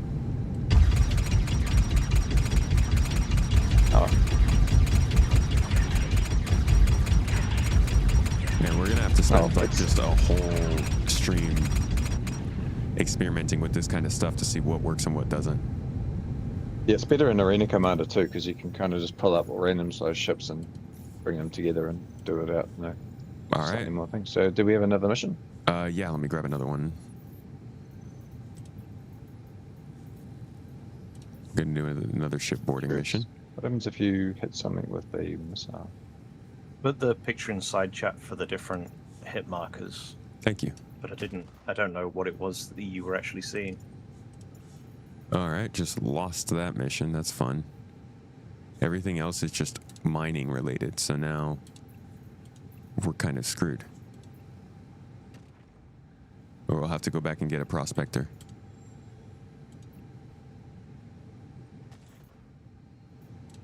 Let me check and see if I've got anything for it. Feel like there should We're- probably just be a Recco Battaglia menu or something, Yeah, why do you think they keep putting it under the priority tab? because they haven't done anything else with it. Just So because the they- yeah, contract 'cause they manager don't- hasn't been reworked, yeah. Oh, it hasn't? Oh, okay. On live, my mercenary tab on the contracts has like 60 different contracts in it. It's getting really annoying. Yeah, we need No just as filtering. much as we need Yeah. everything else. We need a better contracts menu.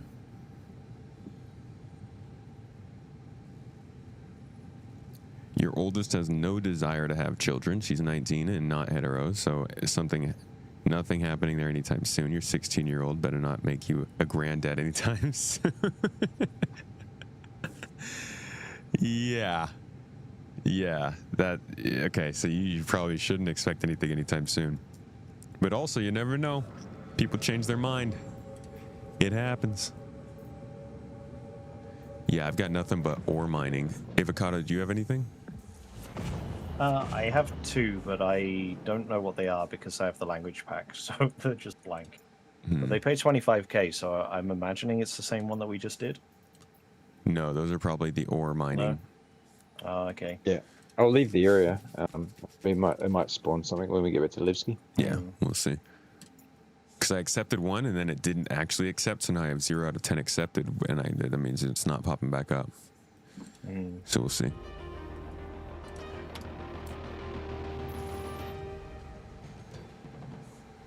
All right, I will be right back, guys. Okey-dokey.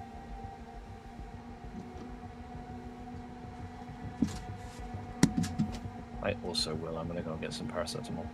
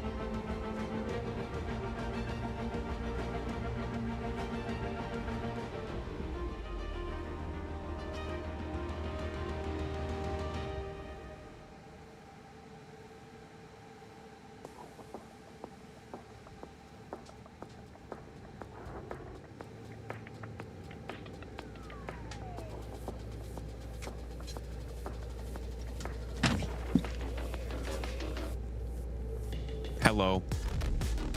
I hope you guys didn't talk to the chair. Been trying to teach him not to be so socially enthusiastic. Have they improved the refueling, less buggy? I haven't tried refueling in weeks.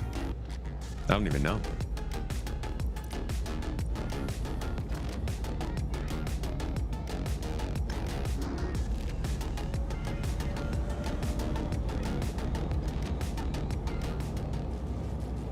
All right, guys, so you may know we've got the streamathon coming up. We're going to do it for 4.9 going live. Actually, I'm probably going to do it after 4.9 goes live because next week is Mrs. Tomato's birthday. And we got to give her the best birthday. Last birthday before she becomes a mom. Well, I guess she's already a mom, but before our little boy arrives. So we'll be taking a day for that. But shortly after that, in like July 22nd, maybe 23rd, I'm going to be doing a streamathon, and I'm looking to mix it up a little bit. Just 4.9, honestly, is a little bit boring. I'm thinking, obviously, it's the Mrs. Tomato streamathon. But I'm thinking we do something, we make it a crazy time, right? I don't know how long we're going to go. It's as long as you guys can push the time.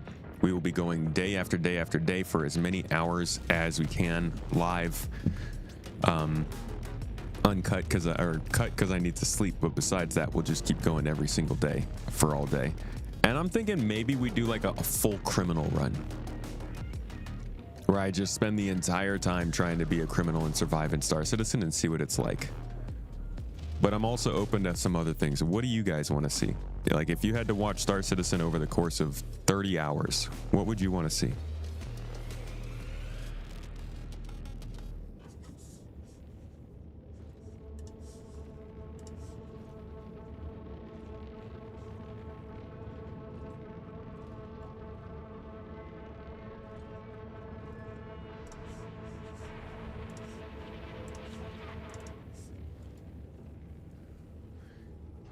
Brigadier, you'll never have any of your own. You have some nieces and nephews, probably your first grandniece or nephew in a few years. Your sister's youngest boy and his wife want kids.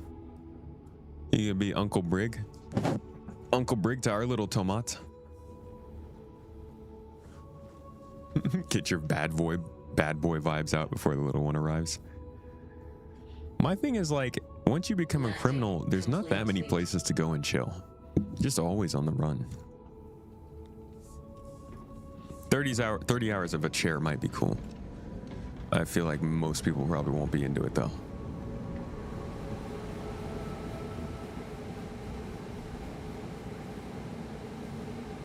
No new missions, eh? No. Sorry. All right, let's go ahead and grab a prospector. I mean, we should probably just... Well, technically, we could do the shipboarding missions with a mining ship too, huh? Mm-hmm. Yeah. Okay, yeah, let's just grab a mole then. At least now we can see how the... Actually, no, let's grab prospectors. Do you guys have any? Yeah, I think we will get one in PTU.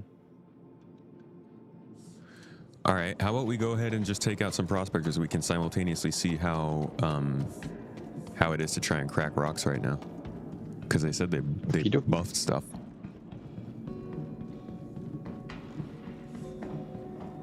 How much have they actually buffed the mining lasers? Have ever watched The Hunt on Borderlands? Maybe you can do a race for loot with someone else for part of the 30. Hunt on Borderlands. No, I haven't heard of that. What is that? Is that like a challenge? I should probably start running speed runs on the different parts of the game.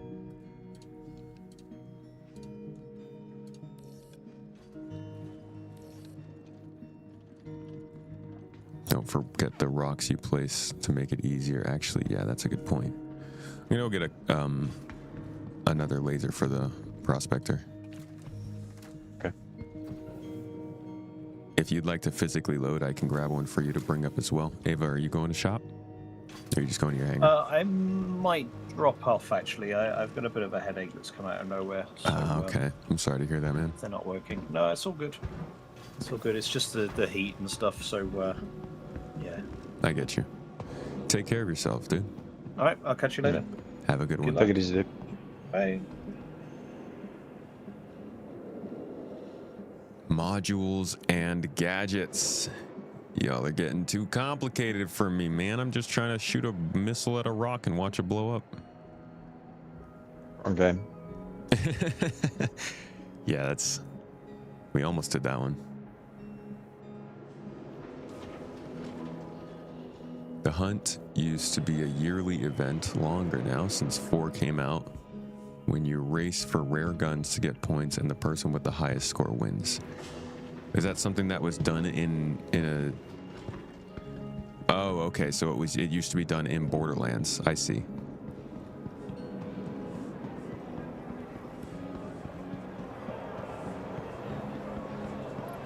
That's a good point Fate brought up. You could do the Clisher run, the actual, proper exit mission that's available. Yeah, that would take you 30 hours. It could, yes. It very much could, and probably will. I wonder if there's some kind of like a competition I can set up with a couple other streamers in the court in the space of 2 weeks.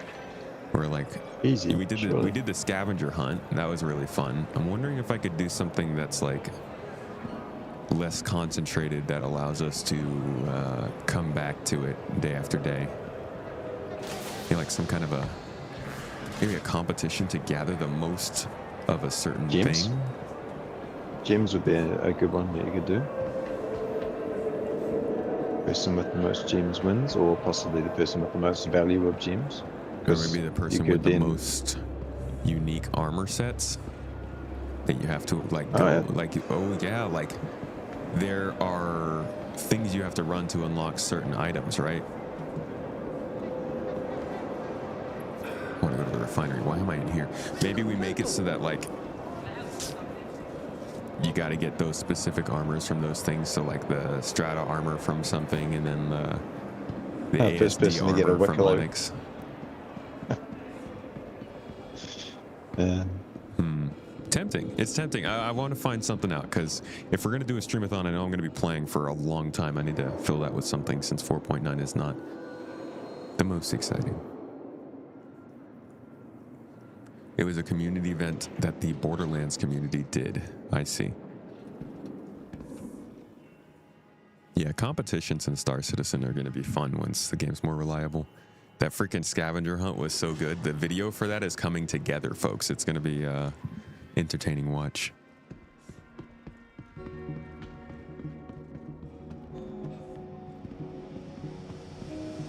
ASD backpack will be so painful. You can't even get the ASD stuff from there, huh? You have to get that from Wicklow?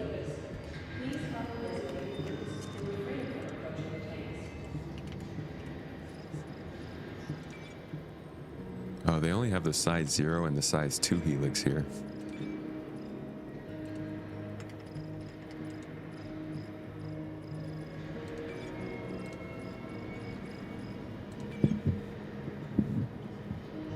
Let's see, they have the size 1 Hofstede. What's the best size 1 laser? I usually refer to it as the Hofstede, yeah.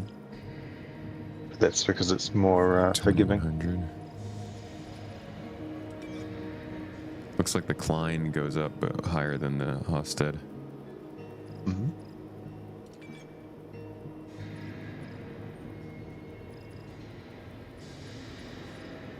Nah, there's not many choices here. Hofstede does, let's see.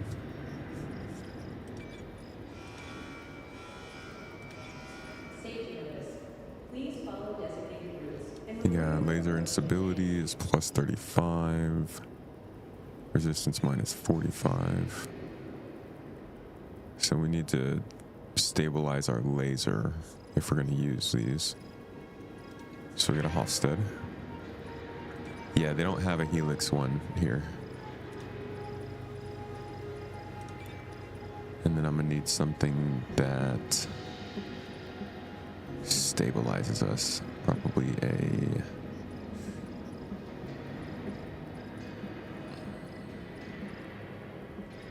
Lifeline?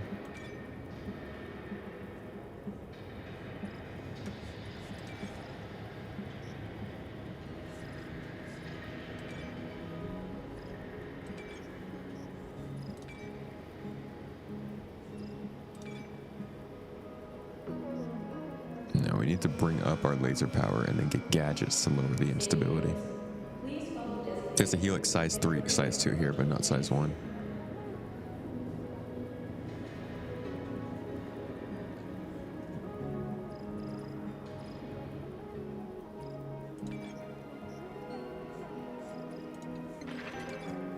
Optimal window. Fragger gives us mining power. And then a gadget. Either Bormax. Yeah, I like the Bormax.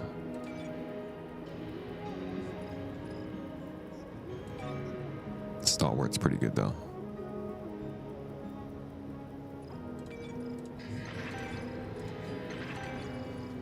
Okay. I got my stuff. Did you need some, Maverick? Should I grab you some? No, I'm just trying to run a stock unit. I do have another ship and distress Roger. mission available.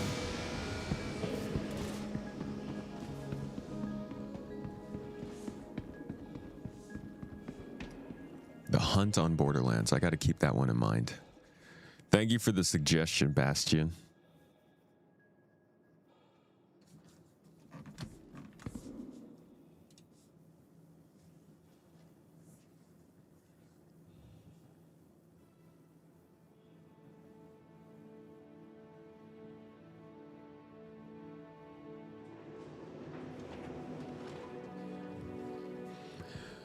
Gardeners in the chat. My folks with the green thumb. Those putting together the fruits, the veggies, the foods, the greens, the leaves. What are you growing this summer and how's it doing? I just inherited 2 new tomato plants. And while they are having their little bits of struggles after the repotting, they're actually doing quite nice. The one struggle that I have is like our backyard never doesn't see a breeze to the point where they named our street after it, and it is constantly windy here. So like they're just always getting buffeted by the wind. I feel so bad because they don't have their roots yet, you know? Sad plants. Olives? No. No, how fucking dare you? Don't be like that. All right? We are a normal, dignified people here. We don't ask for much. Just a lack of olives. The capsule will be leaving the station momentarily. Oh my gosh, I'm just trying to go to customs and I can't find the right floor. I'm stuck in the elevator, Maverick. And Pia.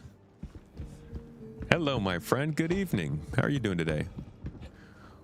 What's been on your list of actions for this lovely hump day? Throw them an olive branch. Toss an olive to your witcher, all right? Miss me.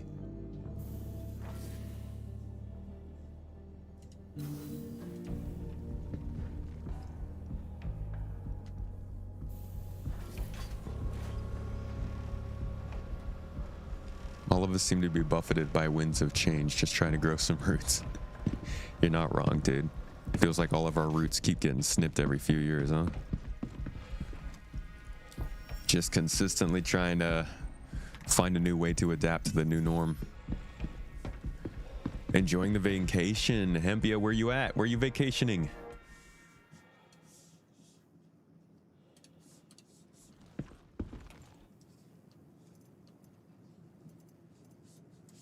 Dang, I'm uked up with this armor. Look at that, I'm thick boy.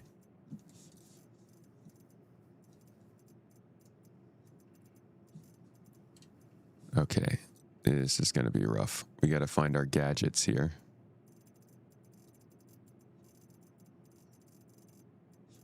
Actually, I need to put on a backpack first.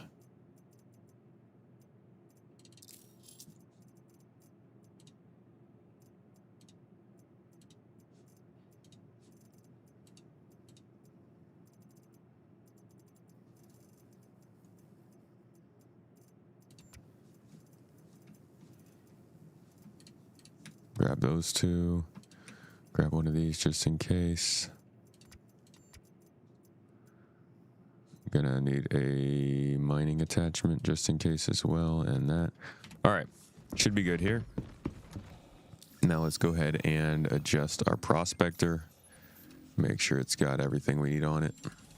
Gotta call it here first. Of course.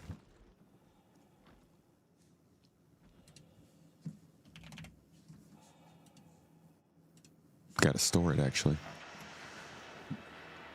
Getting at mining, eh? You tried the hit markers update? Space Combat sounds like a slot machine now. Tomato, what is CIG doing? I've tried the hit markers. I liked it. I mean, I don't know. What do you mean by it's becoming a slot machine? I like that we're getting some level of feedback on what we're actually doing. You know, there's enough ways to affect the ship in this game that I think it's reasonable to show us how we're affecting it in real time. But I'm interested in hearing what the slot machine angle is. You've planted tomato, courgette, cucumber, strawberries are almost finished, gooseberries and blackberries need. God! Maverick, you little mother. What? With your stupid clown. See, you get it. Yeah, that's funny because of the stream delay. Yeah. Anyway, you didn't see it until after I said it, huh? Yeah. So. I knew it was coming, obviously. But, yeah. I'm a time traveler. What can I say? Sorry. I think the slot machine reference that they're making is the sound. You know, like when you go to a slot machine, it gives you a reference, and thing every time you do something to give you another hit of dopamine to keep you putting more coins in. I like the sounds. I love sounds. I'm such a sucker. Shame on me, my cow, my family, and my history. It's the feedback system, like you were referencing Halo before, and I got what you mean. Like in Halo, everything gives you some kind of feedback. If it's hitting shield, it gives you a bink, a doink, or whatever. You know that there's a specific sound, and you get trained to hearing or looking for those sounds. A little bit like Battlefield has had them for years for when you get a headshot. You know, like there's a specific sound that you're waiting for to make sure that you've, I don't really see it somebody as being arcadey, considering I think in real life, like, you would probably get sounds. Audio feedback's really useful. Maybe don't overdo it. I definitely thought the first version of I don't have too many in real life clunky scenarios where I've hit anyone in the head with a rifle, but I guess there's some feedback. Yeah, dude. Probably the pink mist. The pink mist probably might be the giveaway there, but anytime I headshot somebody, it's the grunt birthday party sound. In real life, I mean. Unfortunately, I've never heard the grunt party sound. But you can't tell me that that's not what's going to happen when I eventually do it. Or if, rather, I guess. Put me on a list. Yeah, there's that list again.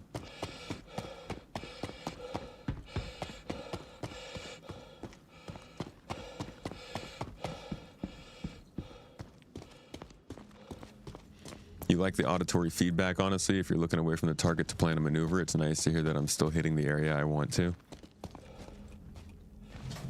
You like the data, you just wish they would have put it on the MFD instead of in your face in the crosshair. I see.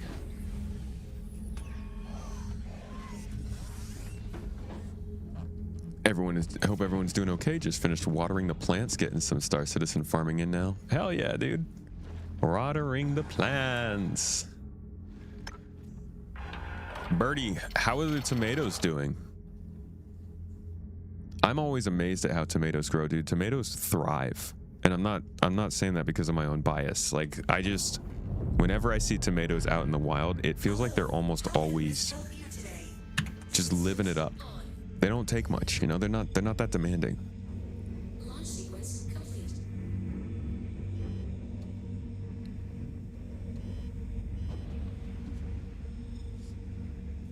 Tomatoes going to snap one day right off the vine. And then when I don't hear a grunt birthday party sound, I'm just gonna lose it. Speaking of losing it, we saw Obsession yesterday, finally. That was exciting.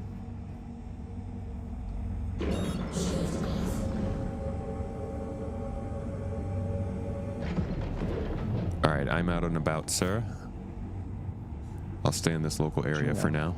I'm gonna go ahead and grab our first mission.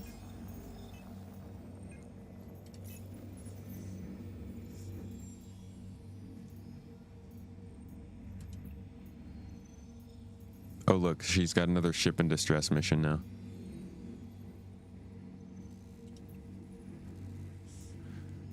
She needs 2 scans of ice. Perform a focus scan on an iron asteroid. Perform a focus scan on an ice asteroid. And perform a focus scan on an aluminum asteroid. Oh, that means we're going to have to go out to the Keeger Belt.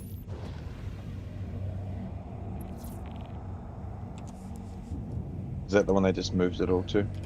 Yeah. Star Citizen. Mineral.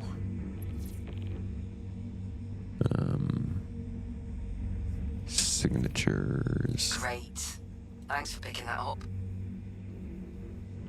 Recco, what happened to you? Tomatoes and strawberries are all you can grow well at your house. Too hot for most good stuff. How about some peppers? Also, I am curious, what would you call the good stuff? If not tomatoes. They give you a marker or a thing for that mission? Is that shareable?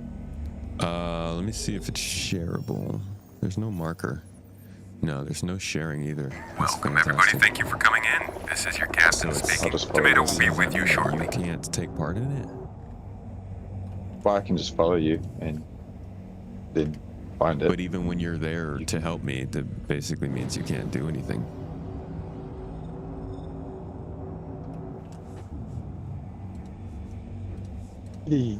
Mr. Piss Poor Pete. We got a raid from... Well, Fusiacus is saying Team Penis. Piss Poor Mr. Pete, my favorite dog streaming Star Citizen.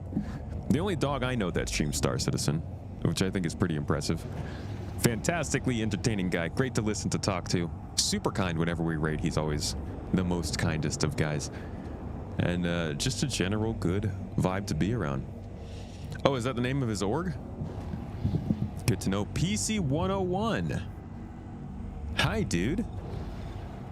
Good to see you in chat. Can we get a shout out for PC as well? There's a name I watch a lot. How have you been, man? How's the gameplay treating you? How's the tracking the game and doing the work stuff going?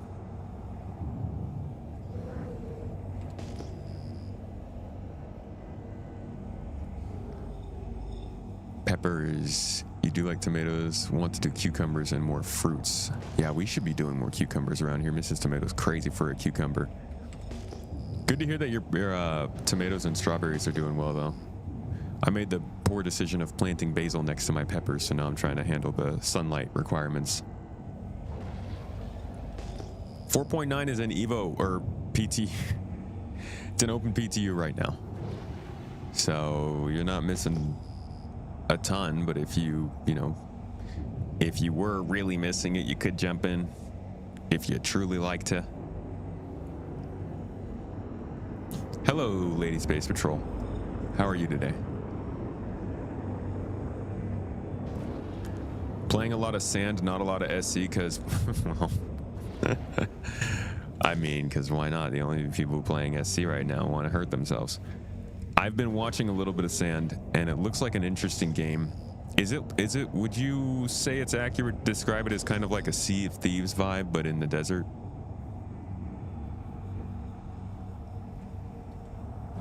He is chill, but if you look at today's clips, you'll notice something else. Uh-oh. Did poor Pete get hit with the big bugs today? Yeah, No Man's Sky in a desert? That sounds pretty sick. I might consider checking that out. Oh! Here's some ice.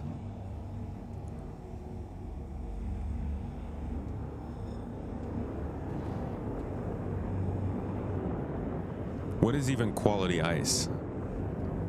Like there's not particles of human waste in my frozen water or something? Why is there a quality rating on this? You're up. All right, let's see if this works better than it did earlier in the PTU. Scanning. Okay, cool. It actually completed the objective, and it changed this to say asteroid previously identified. Scan the other one. Awesome. So that actually works now. All you have to do is come out here, do some prospecting, and you can leave. You don't have to actually get the rocks. Now we need iron or aluminum. Can you clip the PPP link? You'd have to do that in Discord. The bot doesn't allow links in the Twitch chat right now. But I would love to see it in the Discord if you're on there.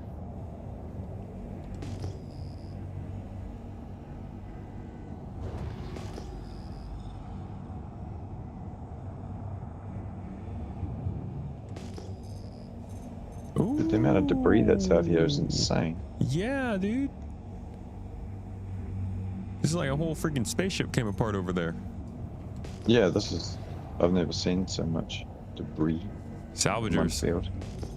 Yeah, I have to look at that when the patch goes live. See, I'd love to save this location and sell it to somebody.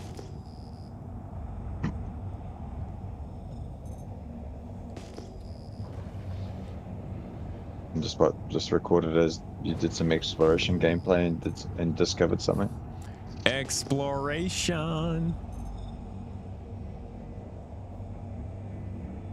Is it exploring my wallet or like?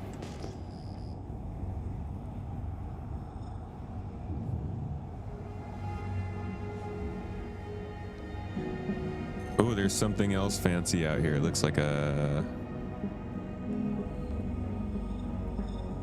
It looks like a left behind ship. Yeah, there's a mole out here. Hello.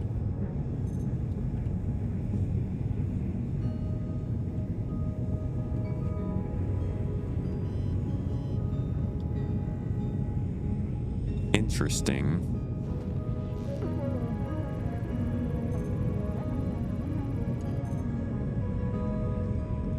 Oh, it's a teacher's special. But there's nobody in it. They must have just logged out. Yeah. It's the PTO, I suppose. Yeah, and they've got nothing inside of them either. Where did you say that the difference was between the aluminium? Was it gigabells? Yeah, so I don't know which one is which, but one aluminum and iron have been split between the Keeger and the glacium ring. Let me pull up the patch notes from before they did talk about it. All right.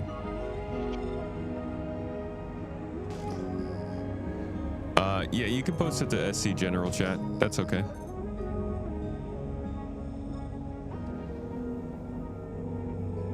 SC Chat. Or Tomato Reacts submission if you can see that channel.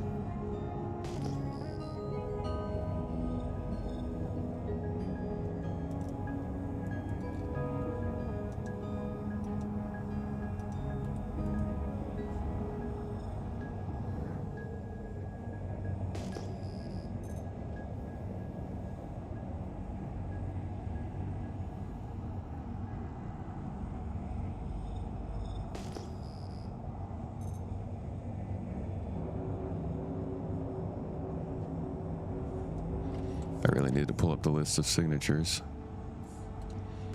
Let's see, iron, we are looking for 4270.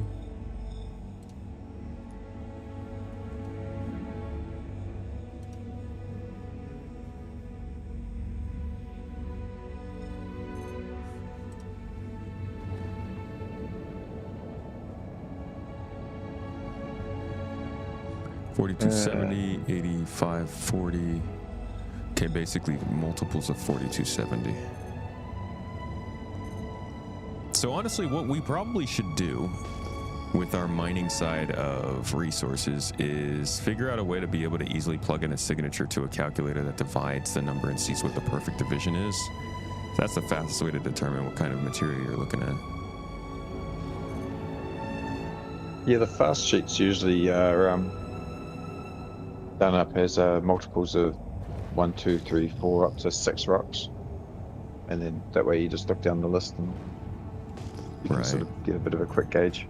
Right. And because if you look at the sheet, it's sort of numerically spread out, so you'll have 16,000 and something will all be in a group together. So you're just looking for 16,800 as opposed to 16,200.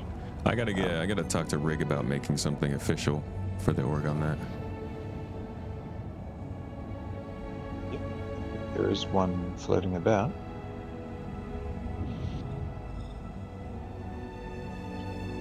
Thanks for posting that to general chat, Namurai. I'll check that one out. See what Pete's dealing with. Wonder how long it'll take for him to live it down. It was surely in jest.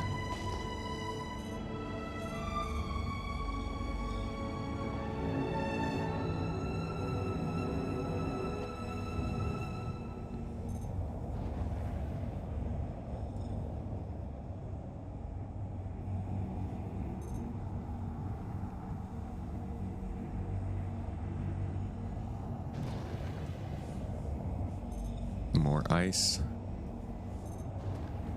It's really annoying. I found the reference to when they made the adjustment, but I cannot find the description of where they moved it to.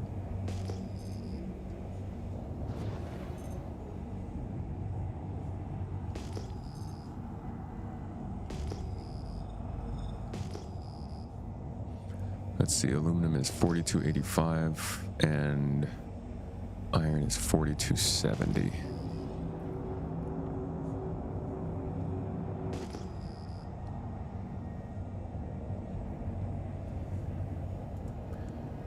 How would I feel about refueling ships comparable to the Starfarer in size, but no refining option?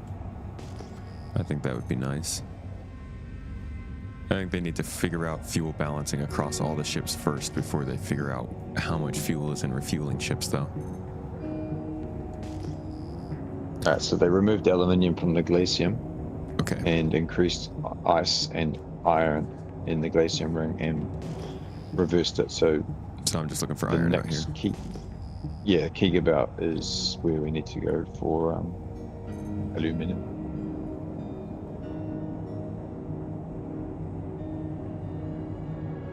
You want to go look for that and I'll meet you out there while I keep looking for iron out here? Yeah, good call. Which one is that? It's the really far out one. I think I found some. Did we just drop out? We just drop out at like the people's... Yeah, go to like the Service people's service stations. station. That's in the Keeger. Yeah. Yeah, so... Is they're all in one ring? We're there up around the outside.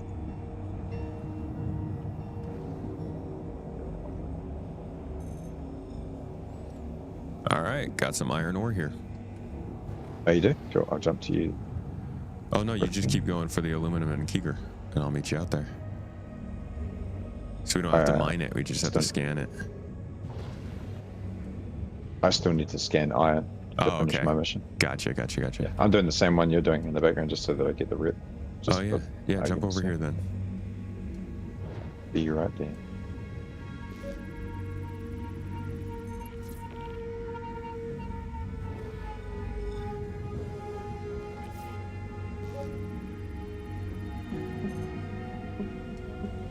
Alright, aluminum iron scan. That objective is complete. Looks like it's completing a lot better than earlier in PTU. Yeah, it was instant as soon as I put my mining scan over the top of it. It took it down.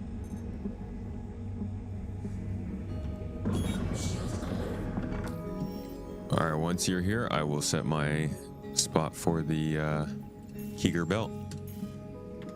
I'm on my way now. How is the lining laser buff? You know what? Let's try it out. Actually, I'm going to go ahead and mine one of these rocks. So I'll leave two of them for you to be here. I am going to mine one of them, though, just to see how the mining laser is doing compared to before. Oh, yeah, of course. Yeah. Because last time we both had to push power into a thing to even break the rocks. So. Yeah. These are all pretty big rocks, though. Yeah, these are huge. Looks like you're still gonna be in trouble trying to mine this kind of stuff.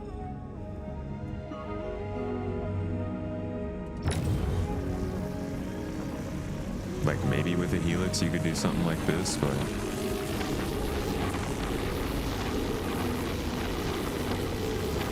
I'm still not even putting a dent into it.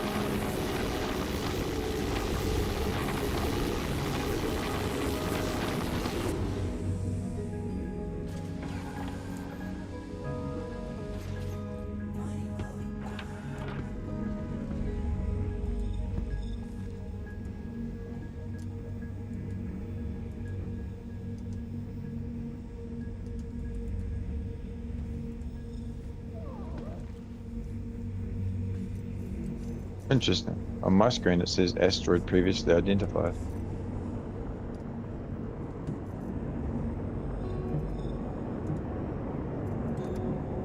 Maybe because we're in the same party.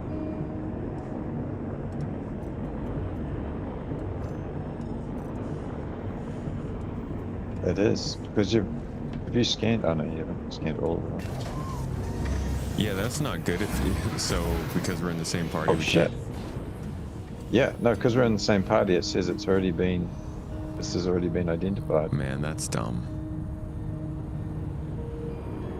That's interesting. That's all right. Do you want to try and break one? Yeah, that's what I'm trying right now. Man, these rocks are so big.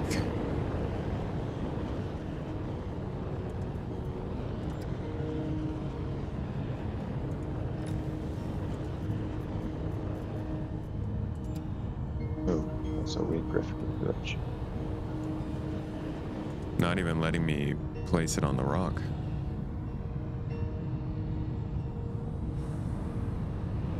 Oh, you're putting a gadget on.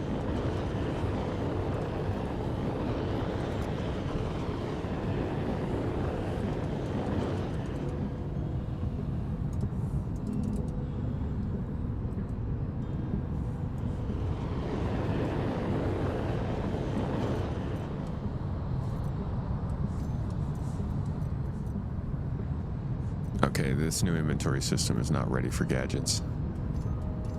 Can't even detect that I have it. Okay, screw the gadgets. We're not quite ready for it. On my screen, the gadget's attached to the rock. Is it not attached to the rock for you? No, it's gone. Oh. Nope, there it is right there. Can you touch it? Can you use it? Oh, I'll go and try. I can't see where it might even be. I think it must have put it under the surface for you, visually. What up, my clanker?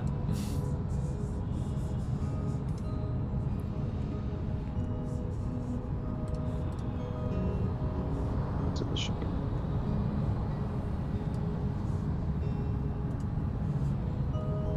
Hello, game. Hello, mate. It's actually in your utility slots. In your backpack. Yeah, I can see the gadget. Can you use it? Yes, you're still able to use it. If you press 5 enough times. I meant the one Maverick can see. Thank you. I just found that one. The one that he can see on the rock. Can you interact with it? Yeah, I just accidentally picked it up. Let me see if I can put it back down again.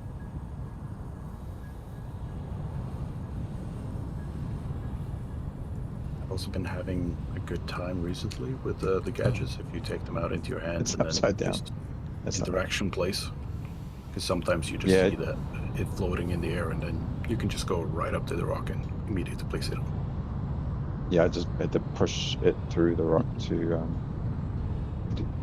interact with it, but let me see if I can. Looks like you're just kissing the asteroid. Yeah, that's what I do, man. Just reindeer with the asteroid. Yeah, I can do the thing with the stuff. Yay! We're gonna gadget the fuck out of this asteroid, folks. Got 92%. I mean, the EVA is weird. I'm just drifting all over the place. You're just a free spirit. I don't know what. Yeah.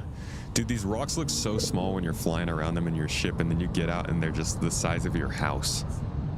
Yeah, they're a monster. And these are the smallest ones out here. Like, you can't even see these from very far away, and I can see all these asteroids like full on kilometers out there. It's actually insane that they do render all this.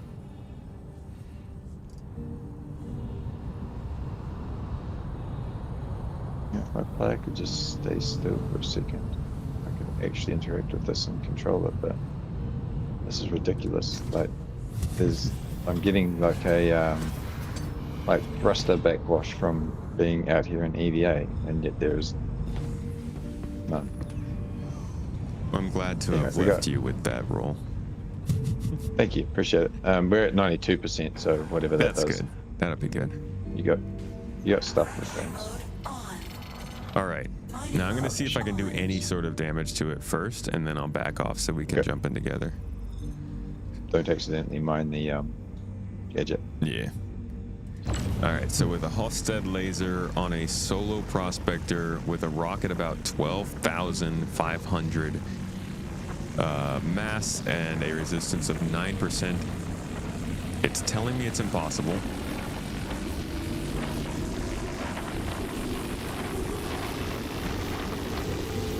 We're not at 100% and still can't put a dent in it, so yeah, finding these, you're still really at the whims of like, are they even spawning small enough rocks for a prospector? You want to put a second prospector on and let's see what it can do? Oh yeah, look at that. Immediately we're good. That's 100% straight away with an arbor. So this is two prospectors, one with a Hofstede, one with an arbor, at full 100%, still needed to break a, we'll say 13,000 mass rock. I'll drop power.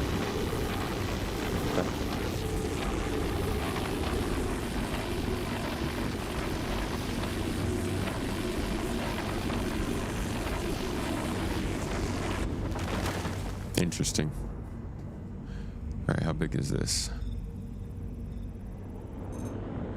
696. Not really. Huh. That's interesting. So I just scanned an unscanned section of the rock that popped out, and that completed my iron. That's cheap. Hofstede with Riger 3 would have done it. I don't know, man. That took two full prospectors. Let's see. I've got a Riger, I believe. I can't break this small section over here by myself. Oh, I left the Riger back home. I mean, I can stop by Levski and we'll trade out for the Riger and see if that makes a difference. At least your gadgets survived. Oh. Over there. You mind staying out here real quick? I'll grab it. Yeah, sure. Alright, I'll be back in a few minutes.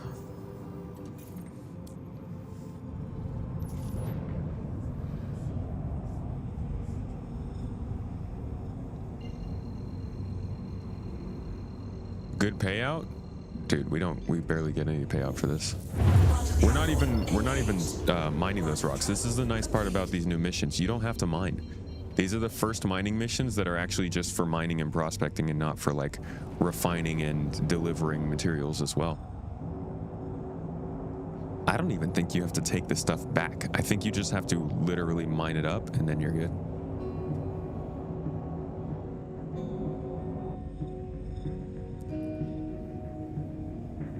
That'd be doable on the Golem with the Riger 3 and a Focus 3. We keep the Saber gadget just in case.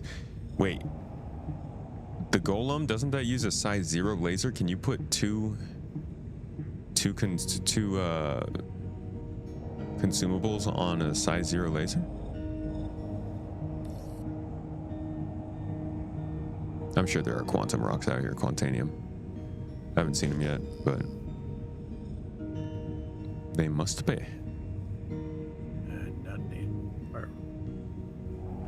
It has 2 module ports. Why in the world does the Golem have 2 module ports, but these size 1 lasers for the Prospector don't?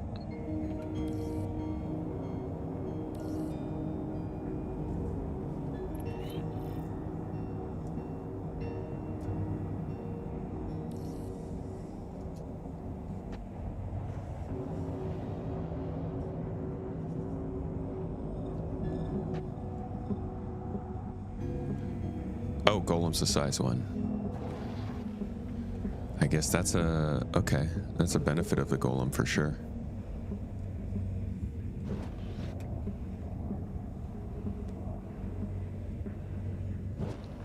And you can't switch it out still? I thought that was temporary. But I guess that's the trade-off of it. You get a guaranteed mining laser with a little bit of a extra buff, but you can't trade it out. It's kind of like what they did with the Wolves, huh?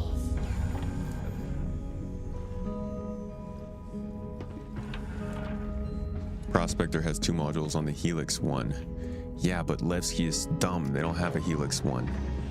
They hate us. Levski hates us and wants us to die a terrible death.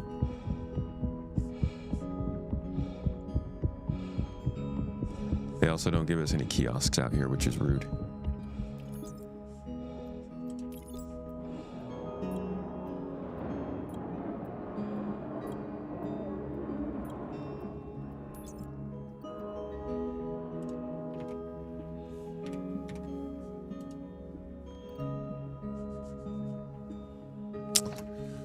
Bro.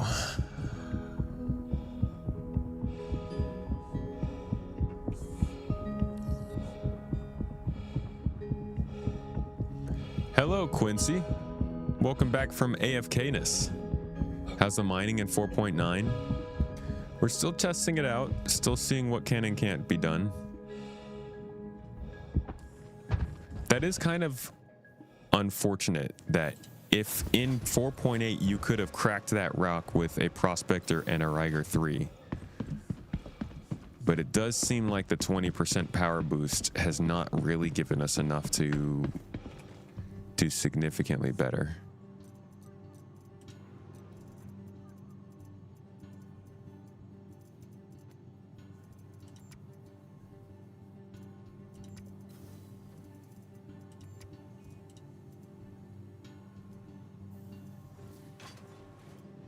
There's a Riger.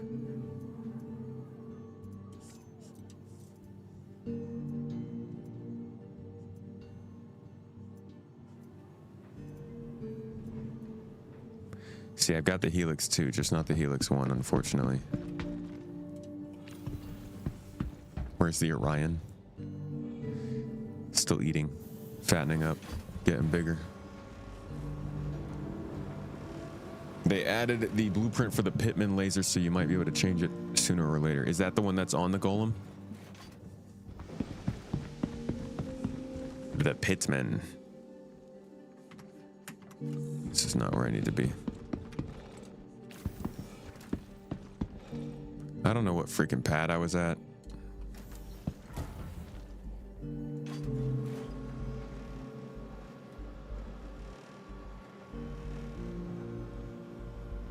The boost has been implemented?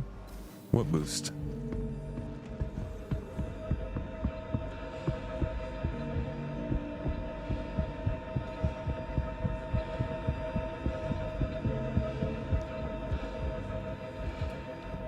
Are most of the missions back in 4.9? Which missions? Just missions in general?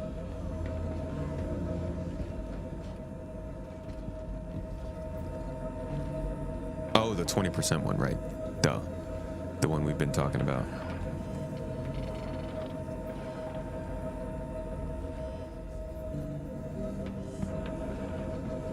Sorry, just changing the part out on this ship real quick, guys.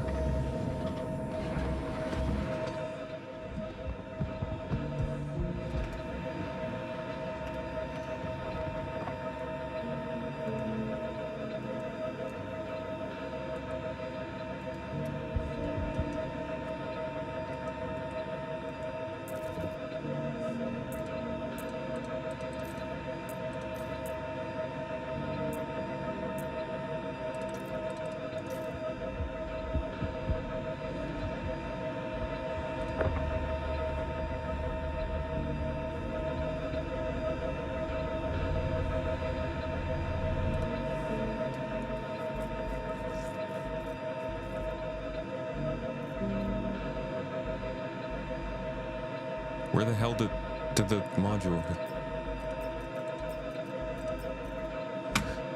Dude, what the f, bro? Why? What? Did I not get this from the inventory? Man. All right, we gotta go all the way back.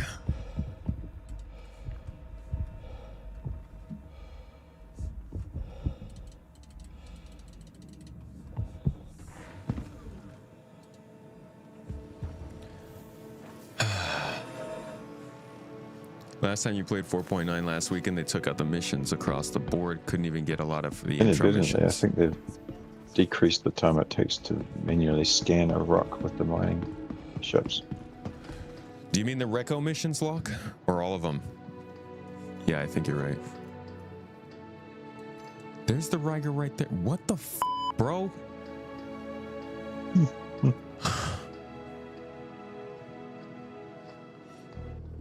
I don't understand.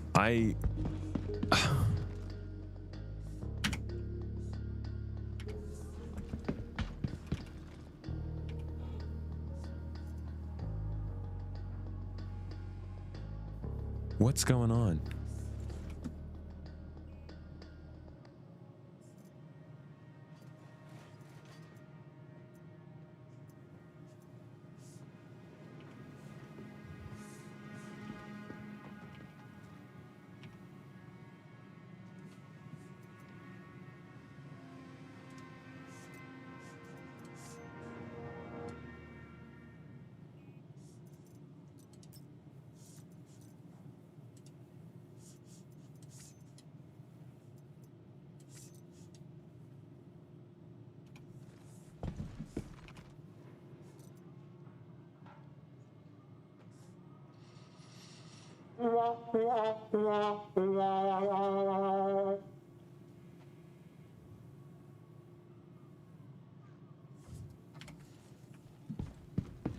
Probably shouldn't ask any questions.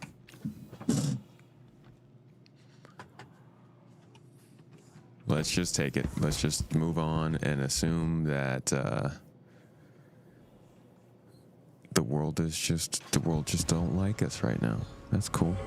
Thanks, Star Citizen.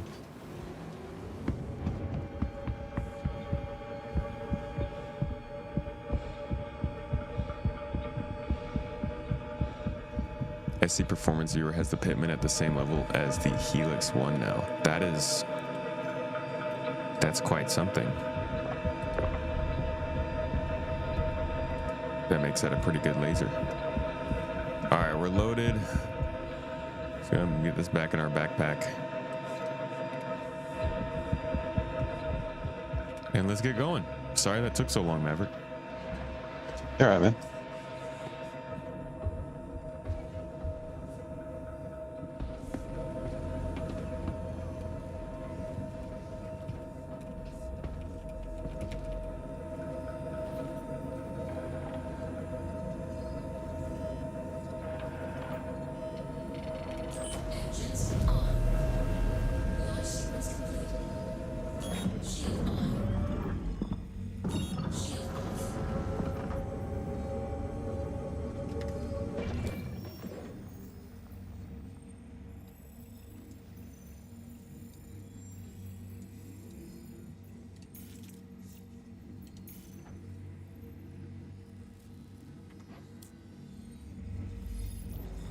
Jeez, did you have to slow boat it all the way out there?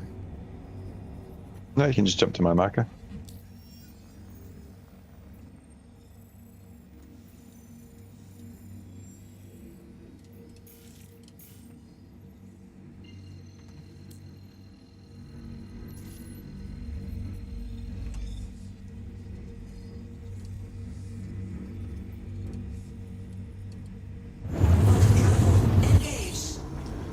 Mr. Locke,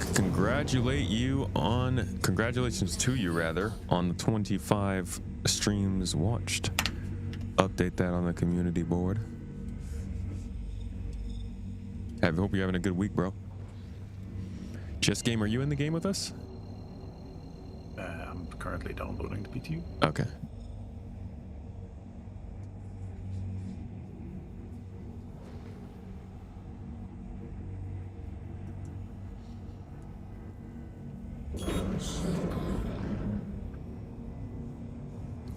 Whee!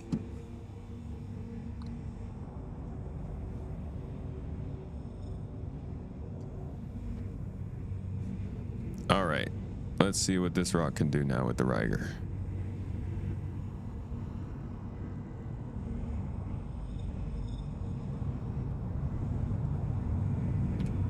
Fracturing mode on. That one's easy. That one's freaking 27,000 units. I actually don't think we have any other rocks that fit quite like that one. So how about, since we're here, we jump over to the other belt and just get the freaking aluminum anyways. Okie dokie. Just pointless to wait here the whole Yeah, time. the alpha? Yeah.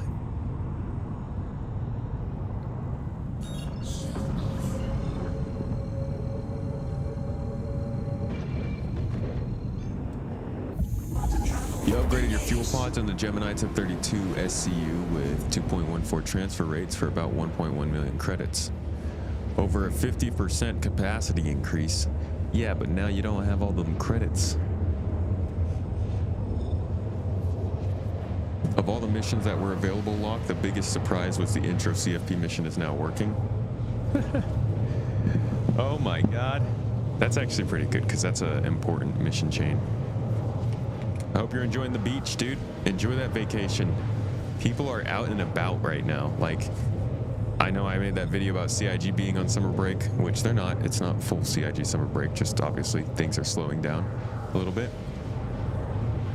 but like the amount of people who are just in general on vacation, taking some time off, enjoying time with the family, I'd never noticed it quite as much as up until this summer. Is anybody else currently on a break from work? Out of the house trying to make the most of this crazy year?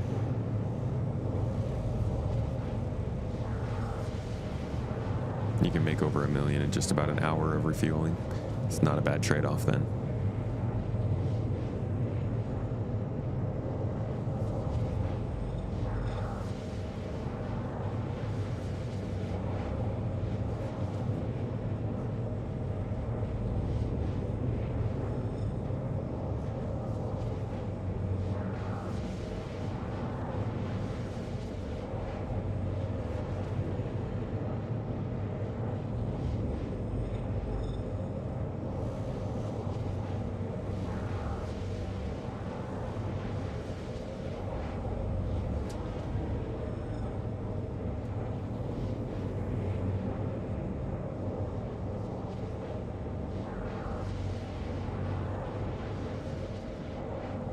Worst part of refueling is not knowing where they are when you take the mission.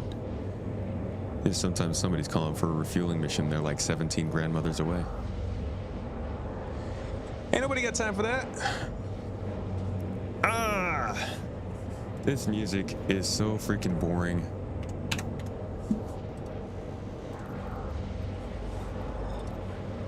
Cool, I don't even have music playing. Let's get something more fun in here then.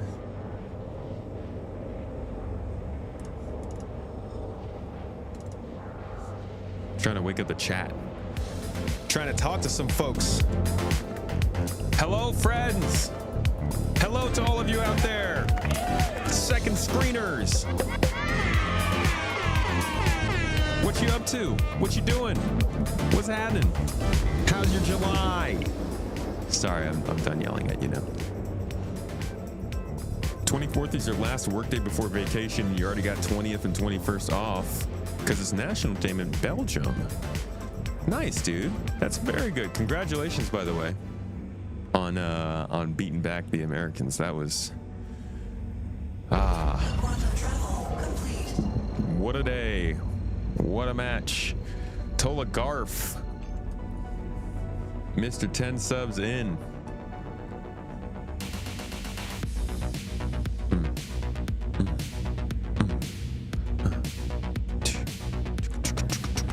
Dude, are you not on here yet? Yeah, there you are. Mr. Big 10. Thanks for being here, Tola. It's been great seeing your name in chat. 24th is a holiday in Utah. What's the holiday? Need more funk in my life. I do. I need more jiving. Hyatt Amsterdam, you're searching for Stilleron. What are you crafting? What you gonna make out of the Stilleron today? Stilleron's like in a lot of armors, right?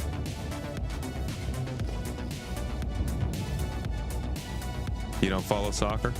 No problem, dude. Just know.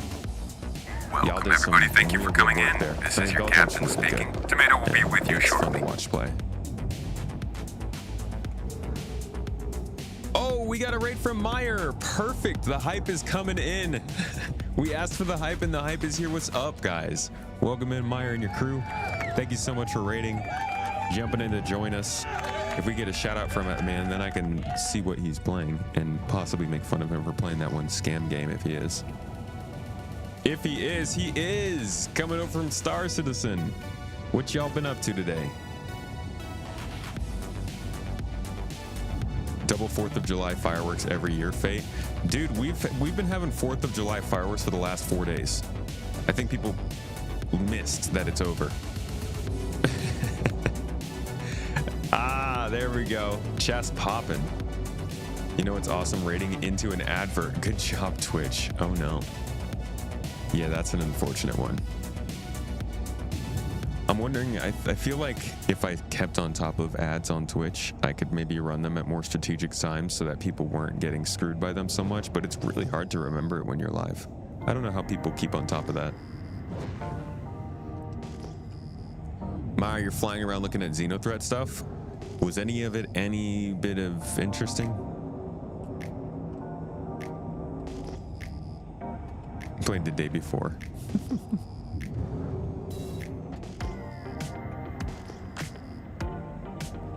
Dude, there's so many rocks out here, and how do none of them have aluminum in them? Ooh, that's a big one.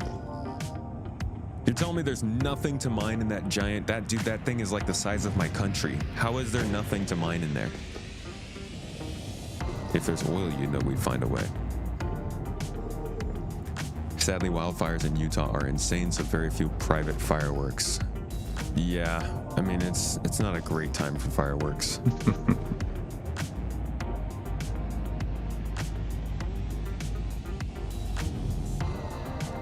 The occasional Maverick chuckle in the background. It's because of the delay in the stream. Just laughing at the fact that, yes, all these rocks spawn and we render them all, but we can't do anything with them, which I find completely disturbing. Okay, why is there nothing in any of these rocks out here? Like the fact that we get rocks that are even 100% inert material, why give us the rocks with 100% inert if the rest of these aren't 100% inert? What are they if they're not that? We haven't discovered these minerals yet. It's like in Civ when you're walking over the land plots, but you just don't know there's uranium yet. Good point. Yeah. We haven't leveled our mining skills up high enough to detect we're just not advanced enough. We need the Xi'an's help. No, really though, I think it's kind of it's a bit frustrating how they handle stuff with the rocks when it's like there's got to be something in this rock I can use. Like maybe I just want to make sand. Yeah, that's the bit I'm confused about. Is that what do they make all the other materials out of if it's not, you know, I know we get silicon and whatever, probably from a sand rock per se, but inert material would inherently be something they crush down and use as filler or something for a foundation for a building or something. Jeez, it's getting dark out here.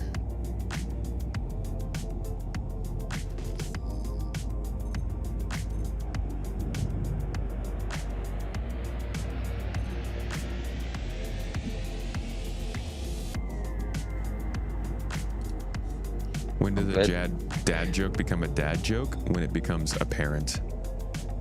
Oh my god. Wow. Somebody write that down. You get one of these. What do you call a brand of dancing sheeps? Cheerleaders. I feel like the sheep would be dancing to get away from the shears, not because they want to celebrate them. Oh, do we have lamp? We do have lamp. I do still have to scan though.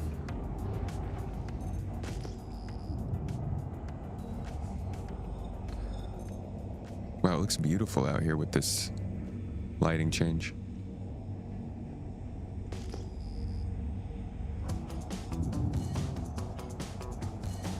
Geez, 0% contained that fire out there. It's aluminium that we're looking for, right? Yup. Found some. Oh yeah? Alright, I'll jump to you.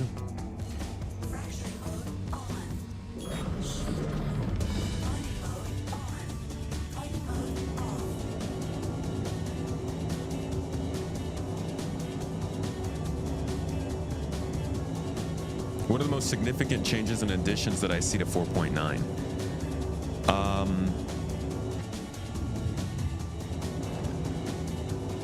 The hit markers do actually make a bit of a difference. I do like those. Feel like I'm missing something though. So the hit markers are solid. I like that there's a laser power increase for mining. I think Reko's mission selection is actually unique. I'm not going to say it's worth it for people to go all the way to Nyx to do, but it is unique for people looking for that kind of content. I think that's mostly it. Besides that, dude, I'm just hoping to see a game that's a little more stable with missions that work. I think that's really important. Don't like how they do scanning? It's the same way you feel about quantum travel? How would you prefer they did scanning?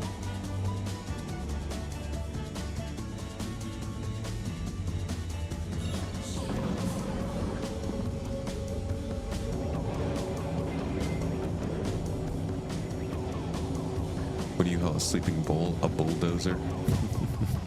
Fate, do you have a book of these?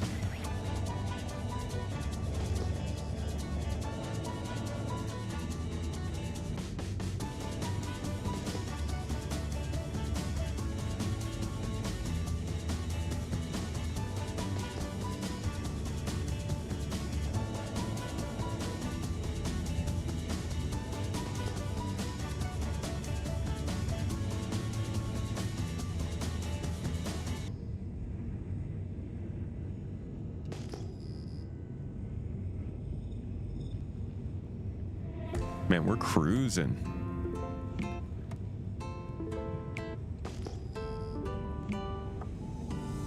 Suddenly there's a rock. Yeah, that's what I'm worried about. I'm looking. It's hard to tell because the closer rocks get pinged and lose their ping really quickly. So you don't see them as easily.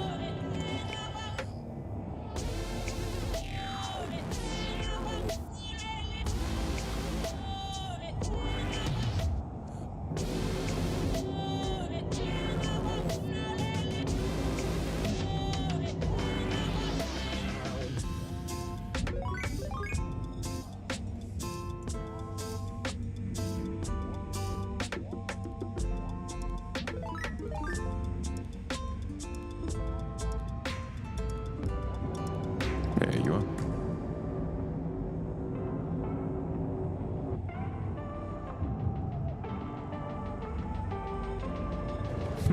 I've heard that salad dressing one. That one's pretty good.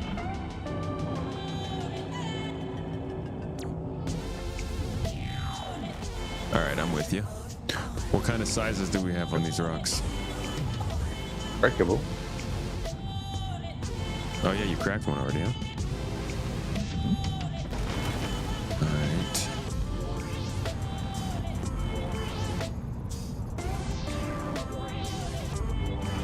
$4,600.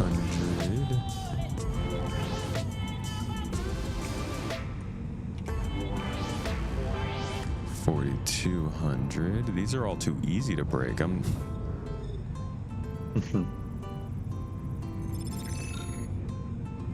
10,600. Cool.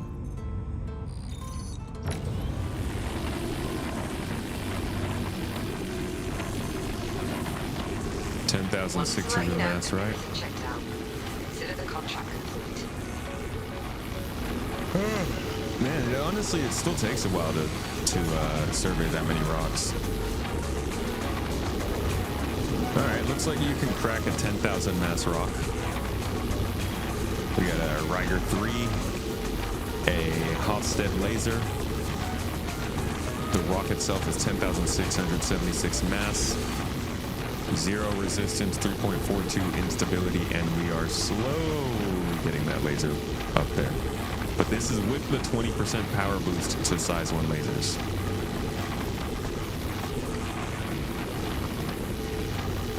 You asked a dog what's 2 minus 2. He said nothing.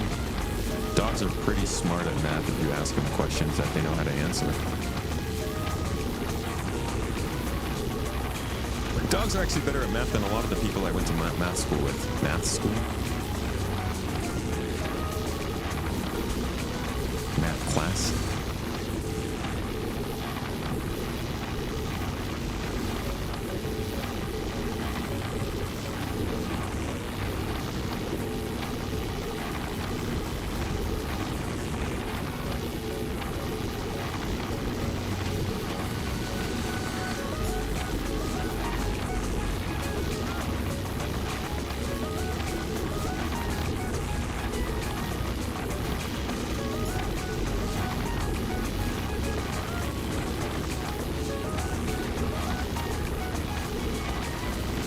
So just wrapping this up again, we've got this 10,676 mass rock.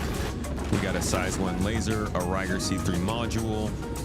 Resistance was low, but instability was something. And we were able to crack it with a solo prospector out here. Now, I don't know if you would have been able to before, but this is just kind of testing out this power increase that they say came to these lasers on the size 1 lasers.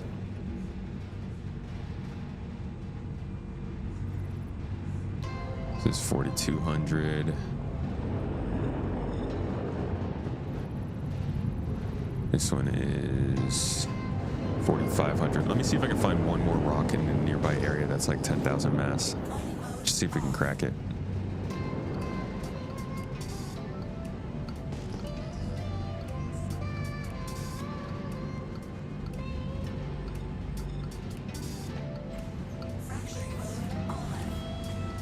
In the PTU, yeah. How do you get a Kleenex to dance? Put a little boogie in it.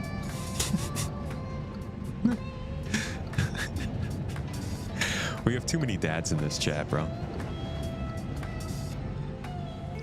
A little more depth than spam tab. It feels like spamming Q in Battlefield.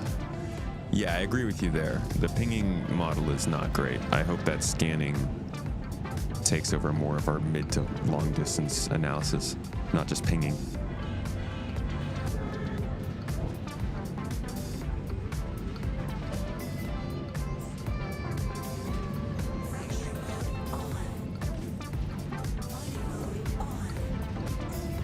Damn, these rocks are huge.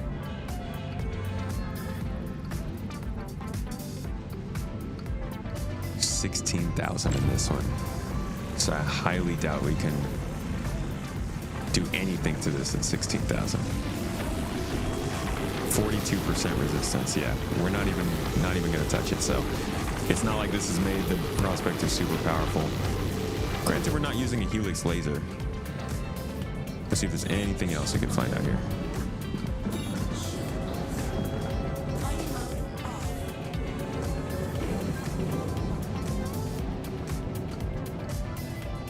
There is no new social screen in 4.9.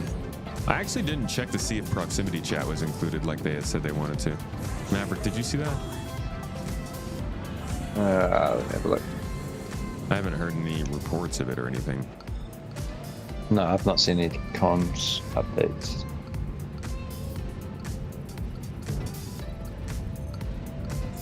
Oh look. Oof, 28,000. Check previews opening shortly for a 4 to 6 hour play test with Siege and instancing. Oh, that's good. That is which is now great. available. 4.10 is tech preview. Yeah, that's good. We really need to see more tech preview stuff. Is aluminum worth taking to sell? Not in my opinion. It is used in a lot of stuff, so if you can find high quality aluminum, I'm sure you'll be able to sell it to players pretty well. But I don't think it's considered a high value material.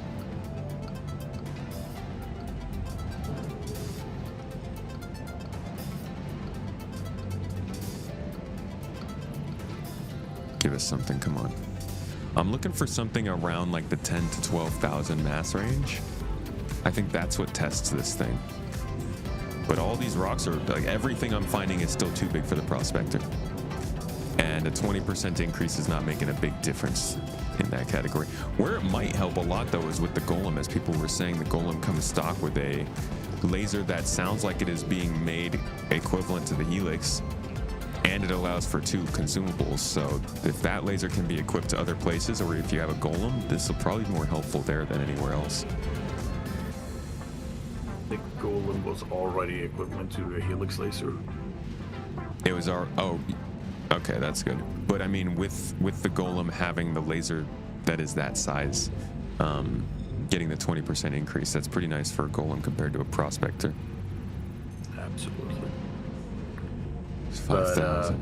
I think where you will actually see the best change is actually for planet mining, because usually those deposits are a little bit smaller. Yeah. In some cases. I see. I always forget which side is smaller, asteroid or planets, but the planet mining is definitely, I mean, it's more interesting to look at too.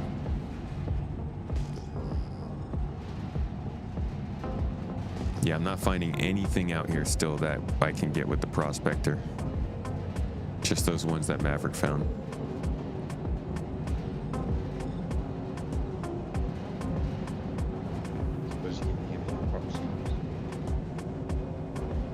Sorry?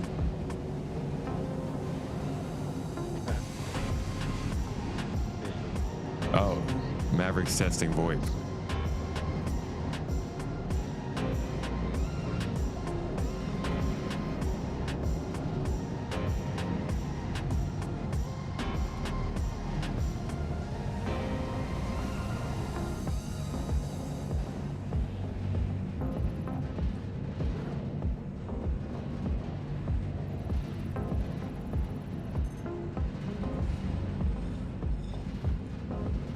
Yeah, I'm not finding anything I can do anything to.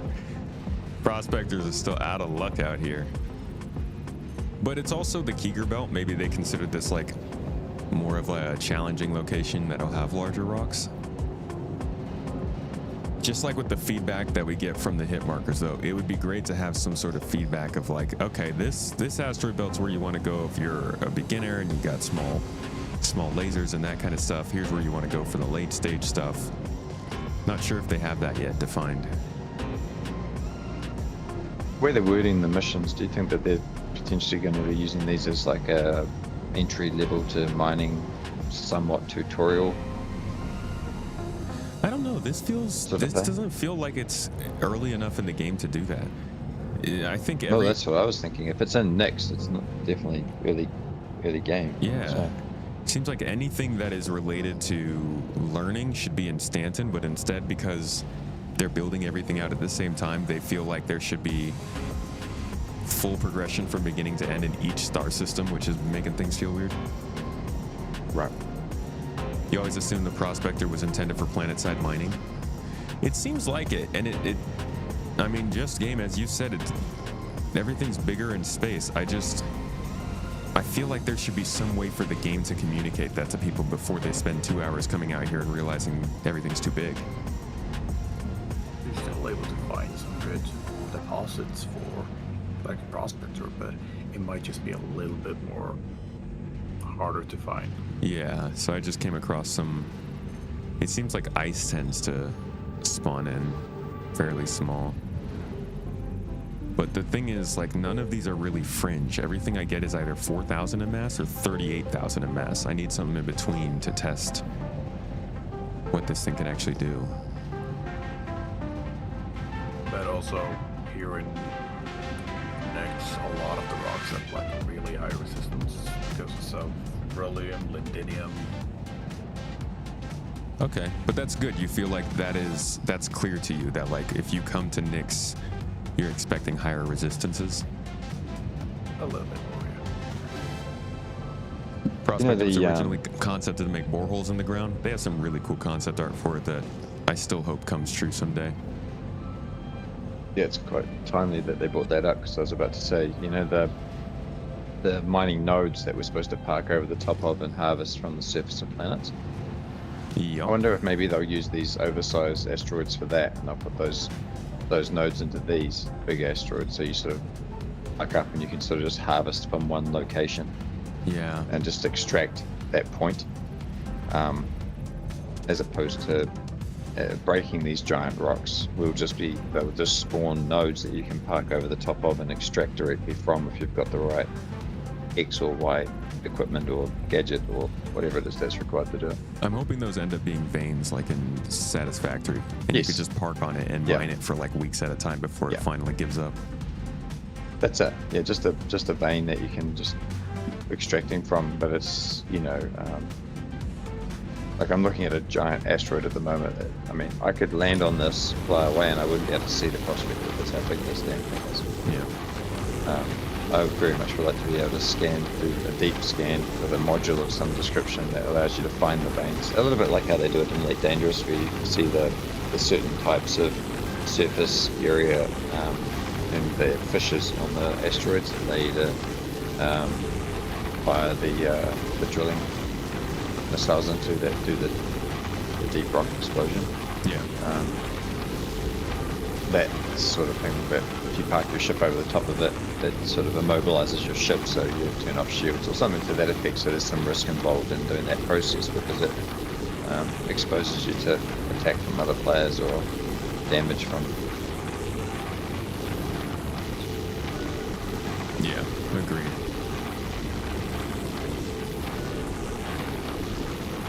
All right, so we've got a 13,000 mass rock here.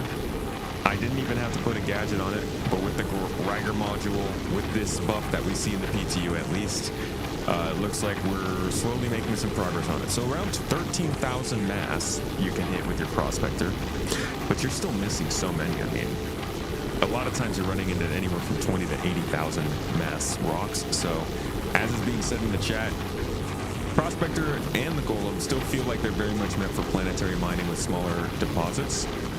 This 20% increase, though, it might help you on some of those real fringe applications. I think at this point, it has become very crucial for if you're getting into mining. Try out different combination of modules, try out some gadgets, and try to find a friend.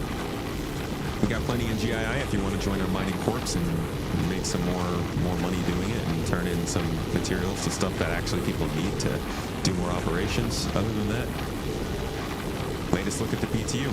I gotta say, it's been running pretty smoothly. I haven't done too many things, but the missions that we ran earlier, the objectives seem to complete correctly for Recco's missions, whether boarding ships or scanning asteroids or mining asteroids. Those all worked.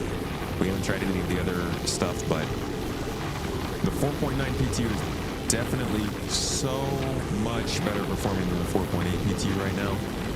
And the hopes are that the little things that have been enraging everyone, from the map to missions not working to inventory messing up to freight elevators, all that stuff does perform a little bit better once this goes to live. But we'll see. I think we still got a week to go and plenty of testing to do. We'll check out the tech preview after this.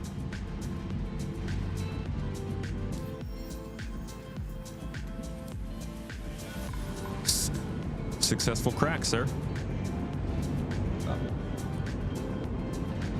But that about does it for me. I just wanted to test this out one last time to see if we could actually crack a rock that was decent size with it. So I'm done trying all this stuff for today.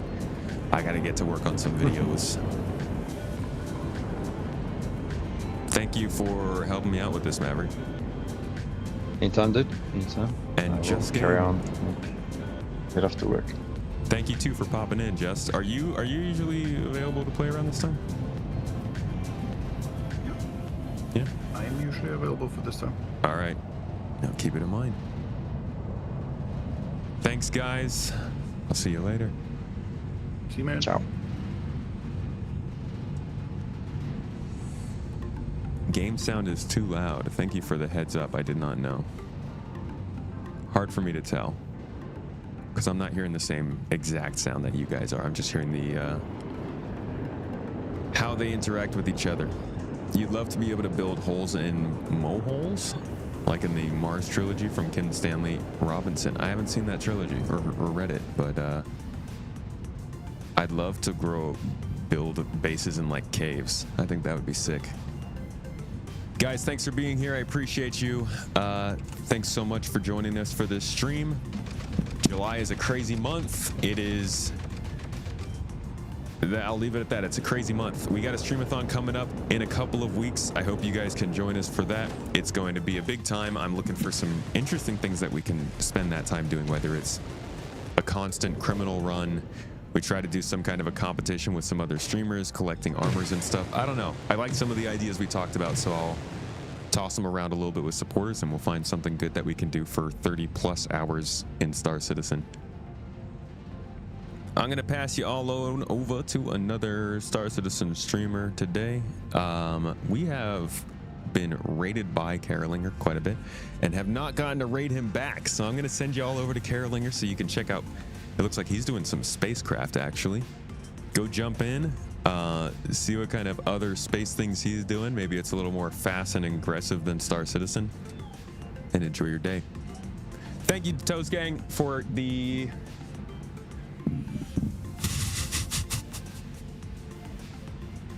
There is no Toast Gang today. Thank you for coming and joining, guys. I appreciate you. Shout out to Maverick for helping me out with the stream.